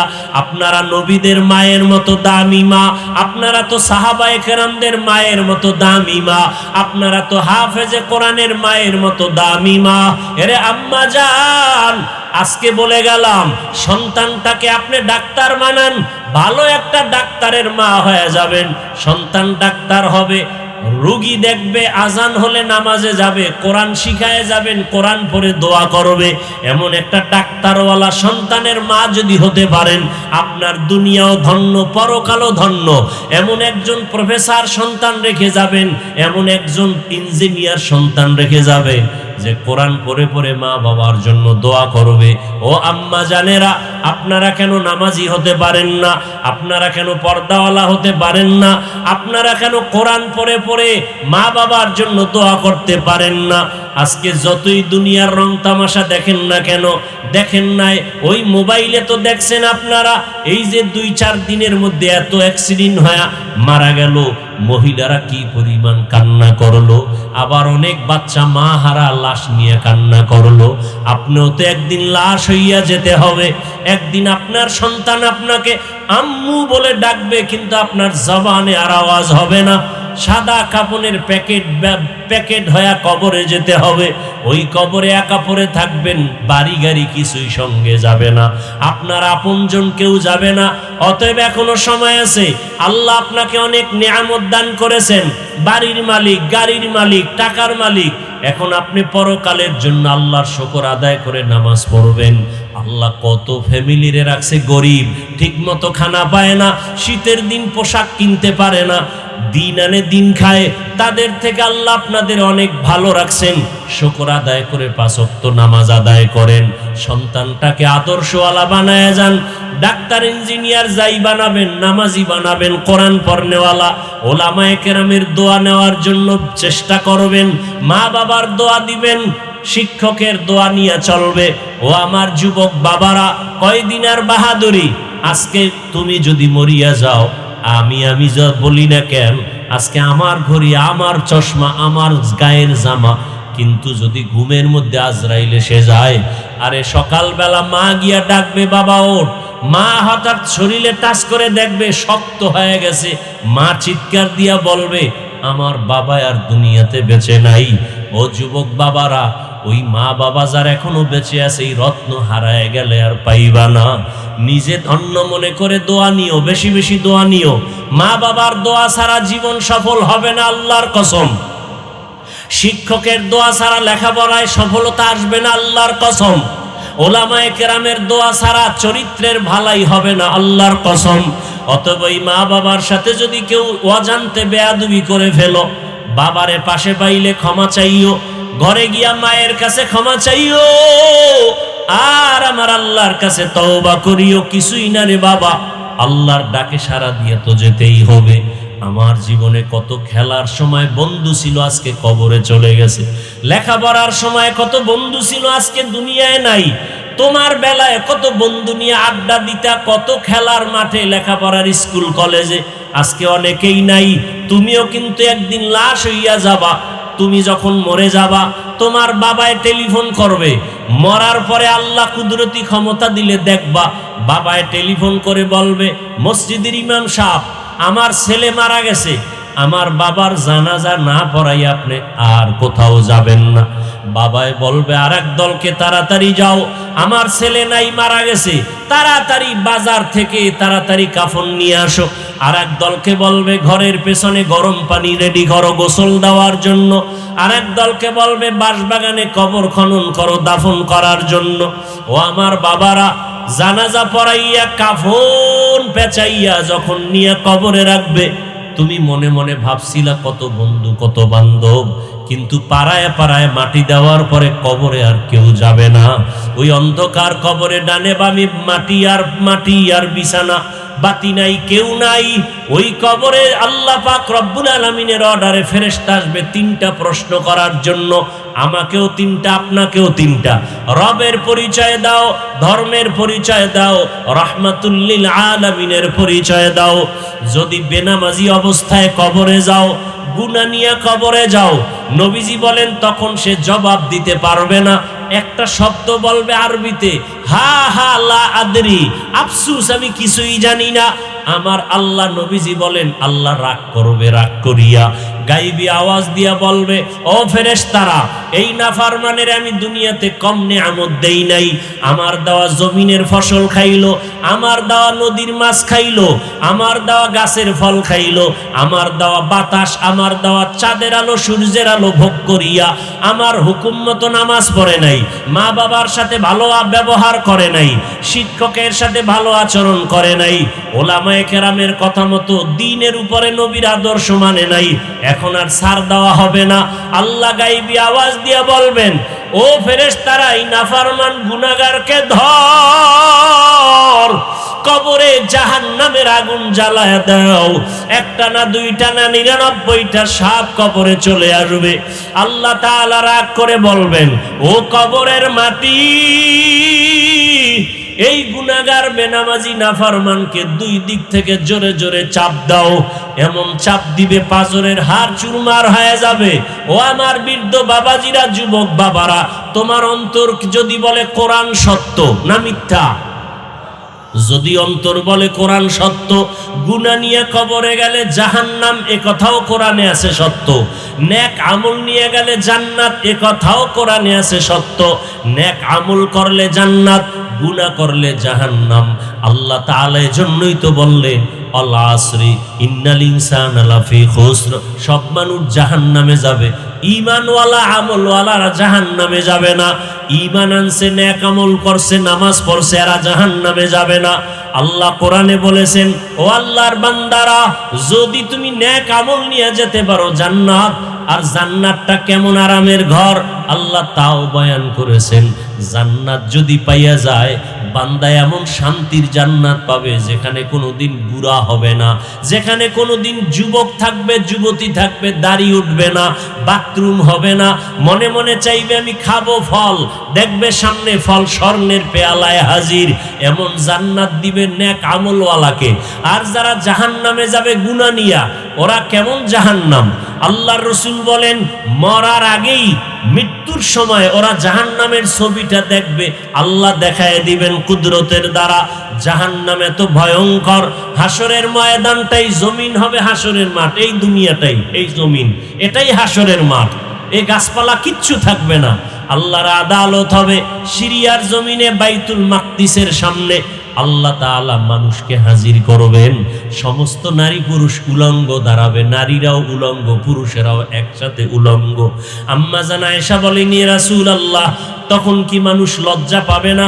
আল্লাহর রাসূল কান্না করে বলেন, ও আয়েশা, হাসরের মাঠে একদিকে থাকবে সূর্যের গরম, অন্যদিকে জমিনটাও তামা হয়ে যাবে, মানুষের কলিজা ফুটতে থাকবে, মাথার মগজগুলো টকবক করে ফুটতে থাকবে, তখন কেউ কারো দিকে তাকানোর হুঁশ থাকবে না। এমন কঠিন সময় আরশের নিচে ছায়া পাবে নেক আমলওয়ালারা। আল্লাহ তাআলা রাব্বুল আলামিন গুনাহগার না বেনামাজীদেরকে ধমক দিবেন আর বলবেন, তোমরা নেককারদের থেকে আলাদা হয়ে যাও, দুনিয়াতে তোমরা নেক আমল করো নাই, আজকে তোমাদেরকে কোনো ছাড় দেওয়া হবে না। নবীরা পর্যন্ত হাসরের মাঠে কান্না করবেন। যদি তাদের হালাত এমন হয়, আপনার আমার উপায় কি হবে রে বাবা? ও বাবারা, যুবক বাবারা, পর্দার আড়ালের মা বোনেরা, এখনো সময় আছে, তওবা করেন, আল্লাহর কাছে মনে মনে বলেন, ও দয়ার মালিক, জীবনে কত নামাজ ছাড়লাম, বেপরদায় চললাম, মা বাবার সাথে বেয়াদবি করলাম, আমার গুনার খবর, আমার অপরাধের খবর আমার মা বাবা জানে না, ভাই বোনেরা জানে না, যদি জানতো লজ্জায় আমার দিকে তাকাইতো না। আল্লাহ সব জানেন। আল্লাহ বলে, আমি দেখছি কোন দিন কোন অন্যায় করেছো, আমি রাগ করিয়া পানিও বন্ধ করি নাই, খানা বন্ধ করি নাই, বরং তওবার দরজা দিয়া ডাকতেছি, আসো তওবা করো। আমার কাছে যদি এখনই তওবা করে মনে মনে বলো, আল্লাহ আমি আর নামাজ ছাড়বো না, বেপরদায় চলবো না, আর মা বাবার সাথে বেয়াদবি করবো না, দাড়ি কাটবো না, ওলামায়ে কেরামের দোয়া নিয়া, শিক্ষকের দোয়া নিয়া, নবীজির সুন্নাত অনুযায়ী জীবন চালাবো, আল্লাহ ওয়াদা করেছেন সাথে সাথে তোমার তওবা কবুল করে সব গুনাহ মাফ করে দিব। আমি আল্লাহ পাক রব্বুল আলামিন তোমাকে চাই জাহান্নামে দিব না, আমি চাই তুমি জান্নাতি হইয়া আসো। ও যুবকেরা, মনটাকে একটা কথা বুঝাও না, যে তোমার মতো যুবক যদি স্কুল কলেজে পড়িয়া নামাজ পড়ে তুমি পারবা না কেন? তোমার মতো যুবক যদি স্কুল কলেজে জেনারেল লাইনে থাইকা চাকরি করে নামাজ পড়ে তুমি পারবা না কেন? তোমার মতো জেনারেল লাইনের মানুষটা ব্যবসা করে নামাজ পড়ে তুমি পারবা না কেন? শয়তানের ধোকায় পড়ে আসো, এখনো সময় আছে, তওবা করো, আল্লাহকে মনে মনে বলো, আর নামাজ ছাড়বা না, দাড়ি কাটবা না, বেপরদায় চলবা না, মা বাবার দোয়া, শিক্ষকের দোয়া নিয়া, ওলামায়ে কেরামের দোয়া নিয়া, নবীজির সুন্নাত অনুযায়ী চলবা। ও পর্দার আড়ালের আম্মা জানেরা, আল্লাহর কাছে দোয়া করেন আর সন্তানটাকে আদর্শওয়ালা বানায় যাবেন। ও যুবক, মোনাজাতে কত মানুষের চোখে পানি, কান্না, তোমার চোখে পানি আসে না কেন? গুনার কারণে আল্লাহ বেজার হয়ে গেছে, মা বাবার বুঝি অভিশাপ লাগছে বেয়াদবির কারণে। বাসায় যাইয়া মায়ের কাছে ক্ষমা চাইও, মা হারায় গেলে আর পাইবা না, বাবা হারায় গেলে পাইবা না। ওই মায়ের কাছে গিয়া বলিও, মা আজকে ওয়াজের প্যান্ডেলে কত মানুষ কান্না করলো, আমার চোখে পানি নেই, আল্লাহ বুঝি বেজার, দয়া করে আমার মাথায় হাত দিয়া দোয়া করে দাও, আমি আর বেয়াদবি করব না। যদি বলতে পারো, দেখবা মায়ের চোখে পানি জমা, মা মাথায় হাত দিয়া বলবে, বাবা আয়, আল্লাহকে ডাকবেন আর বলবেন, আর সে আজিমের মালিক, আমার কলিজার সন্তানটারে তুমি কবুল করো, মাফ করে দাও। মা বাবার দোয়ার সাথে সাথে আর সে আজিমে কবুল হয়ে যাবে। ও সন্তানেরা, এখনো সময় আছে, মা বাবার দোয়া নিয়ে সামনে আগাও। ডাক্তার হলেও যেন মানুষ বদনাম না বলে, ইঞ্জিনিয়ার হলেও যেন তোমার আচরণে কেউ কষ্ট না পায়, তোমার সুনামের কারণে যেন মানুষ মুগ্ধ হয়, মানুষ যেন মরিয়া গেল দোয়া করে। তওবা যদি নসিবে থাকে, শুরুতেই বলছিলাম, আবু জাহাল নবীকে 13 বছর দেইখা বয়ান শুনে কালেমা পড়ে নাই, আর ওমরের মতো বান্দা নবীকে জবাই করতে গিয়া কালেমাওয়ালা হয়ে গেছে। জানি না এই মাঠের ভিতরে ওমরের মেজাজওয়ালা কপাল নিয়ে কারা বসছেন, আর আবু জাহালের মতো হতবাগা কার কপাল জানি না। যদি তওবার নিয়ত থাকে, এখনো সময় আছে, তওবা করো, আর আল্লাহর কাছে মনে মনে তওবা করো, আর গুনাহ করবা না, নামাজ ছাড়বা না। মা বোনেরাও তওবা করেন, আর স্বামীর মাল নষ্ট করবেন না, বেপরদায় চলবেন না, সন্তানটাকে আদর্শওয়ালা বানাবেন, আর 5 ওয়াক্ত নামাজ পড়বেন, নবীজির আদর্শ মেনে চলবেন। মুরব্বীরাও তওবা করেন, আল্লাহর কাছে মনে মনে বলেন, আর গুনার কাছে যাবেন না, নামাজ ছাড়বেন না, আল্লাহর মুহাব্বত নিয়ে চলবেন। তওবা করার মতো যদি কারো অন্তর তৈরি হয়, মুনাফিকি অন্তরে যদি না থাকে, খাঁটি তওবার নিয়ত যাদের আছে, দুটো হাত আমার আল্লাহকে দেখাইয়া দেই। আয় আল্লাহ হাতগুলো কবুল করে নেন, আয় আল্লাহ তওবা কবুল করে নেন। একটা হাতও খালি ফিরাইয়া দিয়েন না রে মালিক। মা বোনদের কবুল করে নেন, আমার যুবক বাবাদের কবুল করে নেন, ছাত্রদের কবুল করে নেন, মুরব্বী বাবাজিদেরকে কবুল করে নেন। তওবার উপরে মরণ পর্যন্ত মজবুত হইয়া নবীর সুন্নাত অনুযায়ী চলার তৌফিক দান করেন, আমিন। আলহামদুলিল্লাহি রাব্বিল আলামিন।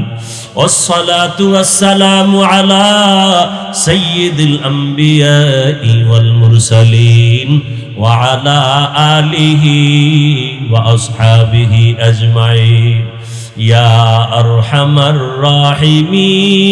الراحمين يا أرحم الراحمين يا أرحم الراحمين رب ارحمهما كما ربياني صغيرا اللهم إنك عفو كريم تحب العفو فاعف عنا اللهم إنا نسألك رضاك والجنة ونعوذ بك من سخطك والنار اللهم إنا نعوذ بك من البرص والجنون والجذام وسيء الأسقام اللهم إنا نسألك علما نافعا ورزقا واسعا وشفاء من كل داء اللهم اجعلني من المستجابين للدعوات اللهم اجعلني من المستجابين للدعوات اللهم اجعلني من المستجابين للدعوات وديار مال গভীর রাত আমরা গুনাহের বোঝা নিয়ে আপনার দরওয়াজায় হাজির কুদরতের নজরটা দিয়া দেখেন ময়দানে কত উলামায়ে কেরামরা হাত তুলেছেন, কত যুবক ছাত্ররা, ব্যবসায়ী চাকরিজীবীরা, হাজী সাহেবরা, পর্দার আড়ালের কত মা বোনেরা মোনাজাতে হাত উঠাইলেন। আমরা সবাই গুনাহগার, জাহান্নামের আসামি। তওবার নিয়ত করেছি আর গুনাহ করব না রে আল্লাহ। গুনাহের কারণে আমার হাত না পাক, চোখ না পাক, জিহ্বা না পাক, চোখে পানি নাই, দিলটা পাথর হয়ে গেছে। তওবার নিয়ত করেছি আর গুনাহ করব না, আর নাফরমানি করব না। মেহেরবানি করে আমাদেরকে মাফ করে দেন আল্লাহ। আমাদের তওবা কবুল করে নেন, এই মাহফিল কবুল করে নেন আল্লাহ। আয়োজনকারী সহযোগিতাকারীদের কবুল করে নেন আয় আল্লাহ। এলাকাবাসীকে কবুল করে নেন, মা বোনদের কবুল করে নেন, যুবক ছাত্র মুরব্বীদের কবুল করে নেন আয় আল্লাহ। যারা সহযোগিতা করেছেন কবুল করে নেন। আমার কলিজার ভাই হাজী আব্দুল জব্বার সাহেব, তার বাবার নামে এত সুন্দর আয়োজন, আয় আল্লাহ দ্বীনের জন্য তাকে কবুল করে নেন। আর এর সওয়াব তার বাবা, তার মুরব্বী যারা কবরে পৌঁছাইয়া দেন আয় আল্লাহ। একজনের হাতও খালি ফিরাইয়া দিয়েন না আয় আল্লাহ। এমন এক সময় আমরা এখানে হাজির হয়ে হাত তুলেছি, যেই সময় বাংলাদেশের অনেক ঘরে লাশের মিছিল চলে আর কান্না চলে। অনেকের ঘরে ঈদের আনন্দ নাই, বাচ্চা কাঁদে, আমি কাকে মা বলে ডাকবো, কাকে আব্বু বলে ডাকবো। কত সন্তানেরা ঈদের সময় বাবার চেহারা দেখতে পারে নাই, মাকে দেখতে পারে নাই। ও আল্লাহ, জানি না এখানেও না জানি কারাইয়াতি আর জীবনে বাবা বলে ডাক দিতে পারবে না, আর মা বলে ডাক দিতে পারবে না। ওই এতিম সন্তানেরা ওই মা বাবার চেহারাটাও কি মনে পড়ে না? ওই মা বাবার জন্য কি মায়া হয় না? চোখে পানি নাই। ওই মা বাবার চোখের পানি আর দোয়া ছাড়া কিন্তু তুমি টাকাওয়ালা হতে পারো নাই, বাড়ি গাড়ির মালিক হতে পারো নাই। ওই মা বাবার চোখের পানি আর দোয়ার কারণে আজকে তুমি টাকার মালিক, বাড়ি গাড়ির মালিক। ওই মা বাবার চোখের পানি আর টাকার দোয়ার কারণে আজকে তুমি চেয়ারে বসছো, সম্মান। মানুষ তোমাকে কত সম্মান করে। ওই মা বাবা জীবন কত কষ্টে কাটাইতে, কত মা বাবা সন্তানের মানুষ বানাইতে গিয়া জীবনে ঘুমাইতে পারে নাই, আরামে খাইতে পারে নাই। মনে চাইতো ইলিশ মাছ খাবে, টাকা নাই কিনতেও পারে নাই। মনে চাইতো ফল খাবে, টাকা নাই কিনতে পারে নাই। আজকে তোমার ঘরে ফলের অভাব নাই, মাছের অভাব নাই, কিন্তু লাভ কি? ওই মা বাবা তো কবরে পড়ে আছে। কাকে তুমি ফল খাওয়াইবা? কাকে তুমি মাছ খাওয়াইয়া দিল শান্ত করবা? ও আল্লাহ, ইয়েতিমদের দিকে তাকাইয়াও কি দয়া হবে না? আমার মায়ার নবীও ইয়েতিম, ওই ইয়েতিম নবীর ইয়েতিম উম্মতের দিকে তাকাইয়া আমাদের মুরব্বী মা বাবা যাদের কবরে, সবাইকে জান্নাত দান করেন। যারা বেঁচে আছেন হায়াত বাড়ায়া দেন। আয় আল্লাহ, যারা অসুস্থ সুস্থ করে দেন। সারা দুনিয়াবাসীকে মাফ করে দেন আল্লাহ। আয় আল্লাহ, মুসলমানের হেফাজত করেন। আয় আল্লাহ, যুদ্ধরত অবস্থা থেকে গোটা দুনিয়াবাসীকে স্বাভাবিক জীবনে ফিরাইয়া দেন। আয় আল্লাহ, আমাদের পরিবার, স্ত্রী, সন্তান সহ শান্তির জীবন যাপনের তৌফিক দান করেন। বিদেশের ঘরে আমার ভাই বোনেরা যারা আছে, কামাই রুজিতে হেফাজতে বরকত বাড়ায়া দেন। বাংলাদেশ শান্তির দেশ বানায়া দেন। দেশের জন্য, দিনের জন্য যারা জীবন দিয়েছে তাদের মাফ করে দেন। এখনো যারা চেষ্টা করে কবুল করে নেন। বাতিলের মোকাবেলায় বিজয় দান করেন। এলেম হেলেম হিকমত আমলে বরকত বাড়ায়া দেন। ওলামা তোলাবা উম্মতের অন্তরে ইজ্জত মোহাব্বত রব বাড়ায়া দেন। আয় আল্লাহ, সবার দিলের নেক আশা পুরায়া দেন। নবীজির রওজায় গিয়া সালাম দেওয়ার তৌফিক দান করেন। আয় আল্লাহ, আপনার ঘর জিয়ারতের জন্য কবুল করে নেন। আয় আল্লাহ, অসুস্থ জীবন থেকে আমাদের সুস্থতার জীবন দান করেন। আয় আল্লাহ তাআলা, পানির নিচে লাশ, গাড়ির নিচে লাশ, আয় আল্লাহ, যাদের জীবনটা অকাতরে চলে গেল তাদেরকে শহীদি দরওয়াজা দান করে। তাদের আওলাদ সন্তান যারা বেঁচে আছে তাদের হায়াত বাড়ায় দেন। ধৈর্য ধারণের তৌফিক দান করেন। মাদ্রাসা কবুল করে নেন। মসজিদগুলো কবুল করে নেন। অন্য শিক্ষা প্রতিষ্ঠান নবীর আদর্শে কবুল করে নেন। আমাদের মধ্যে হিংসা দূর করে মোহাব্বত তাকওয়া বাড়ায় দেন। আয় আল্লাহ, মাদ্রাসার খেদমত করি কবুল করে নেন। যারা দান সদকা করে কবুল করে নেন। আয় আল্লাহ, আপনার পছন্দের আসাতেজায়ে কেরাম তোলাবার ব্যবস্থা করে দেন। আয় আল্লাহ, জায়গার ঋণের বোঝা মাথায়, ছাত্রদের ভালো থাকার জায়গা নাই, কুদরতের দ্বারা অর্থের ব্যবস্থা করে দেন। আয় আল্লাহ, তাদের দায়মিভাবে খরচের ব্যবস্থা করে দেন। ঋণ আদায়ের ব্যবস্থা করে দেন। আয় আল্লাহ, আমাদেরকে যারা মোহাব্বত করে দ্বীনের জন্য তাদের কবুল করে নেন। তাদের পেরেশানি দূর করে দেন। কামাই রুজি ব্যবসা চাকরিতে বরকত বাড়ায়া দেন। ইজ্জতের জীবন দান করেন। মা বোনদের আবেদা পর্দাওয়ালা বানায়া দেন। সন্তানগুলো নেককার বানায়া দেন। আয় আল্লাহ, সন্তান নিয়ে যারা পেরেশানিতে আছে পেরেশানি দূর করে দেন। প্রত্যেকটা সন্তানকে মা বাবার সম্মানের কারণ বানায়া দেন। মা বাবার ইজ্জত বাড়াবার ব্যবস্থা করে দেন। দাম্পত্য জীবন সুখময় করে দেন। আয় আল্লাহ, এই মাহফিলের বরকতে এলাকায় শান্তি দান করেন। কবরওয়ালাদের জান্নাত দান করেন। কিয়ামত পর্যন্ত হকের ব্যানারে এই মাহফিল কায়েম রাখার তৌফিক দান করেন। আয় আল্লাহ, আমার কলিজার ভাই আব্দুল জব্বার সাহেবকে দ্বীনের খাদেম হিসাবে কবুল করেন। আয় আল্লাহ, এই মাহফিলের পেছনে যার যতটুকু পরামর্শ খেদমত সবাইকে কবুল করে নেন। আয় আল্লাহ, এক মনে একসাথে দ্বীনের কাজে আগাইয়া যাওয়ার সবাইকে তৌফিক দান করেন। নবীজির মোহাব্বতে আমাদের দিলের নেক আশা পুরায়া দেন। আয় আল্লাহ, বরকতি রিজিক দান করেন। চলার পথে ইজ্জতের সাথে হেফাজত করেন। আয় আল্লাহ, আমাদের জানমাল আহাল পরিবার হেফাজত করেন। আয় আল্লাহ, ভূমিকম্প ভূমিধস অগ্নিকাণ্ডের বিপর্যয় থেকে কুদরতের দ্বারা হেফাজত করেন। সারা দুনিয়ায় খেদমতের জন্য কবুল করে নেন। জাহেরি বাতিনি দুশ্মনের মোকাবেলায় বিজয় দান করেন। মুখালিফের মুআফিক বানায় দেন। আয় আল্লাহ, পেরেশান মুক্ত জিন্দেগি দান করেন।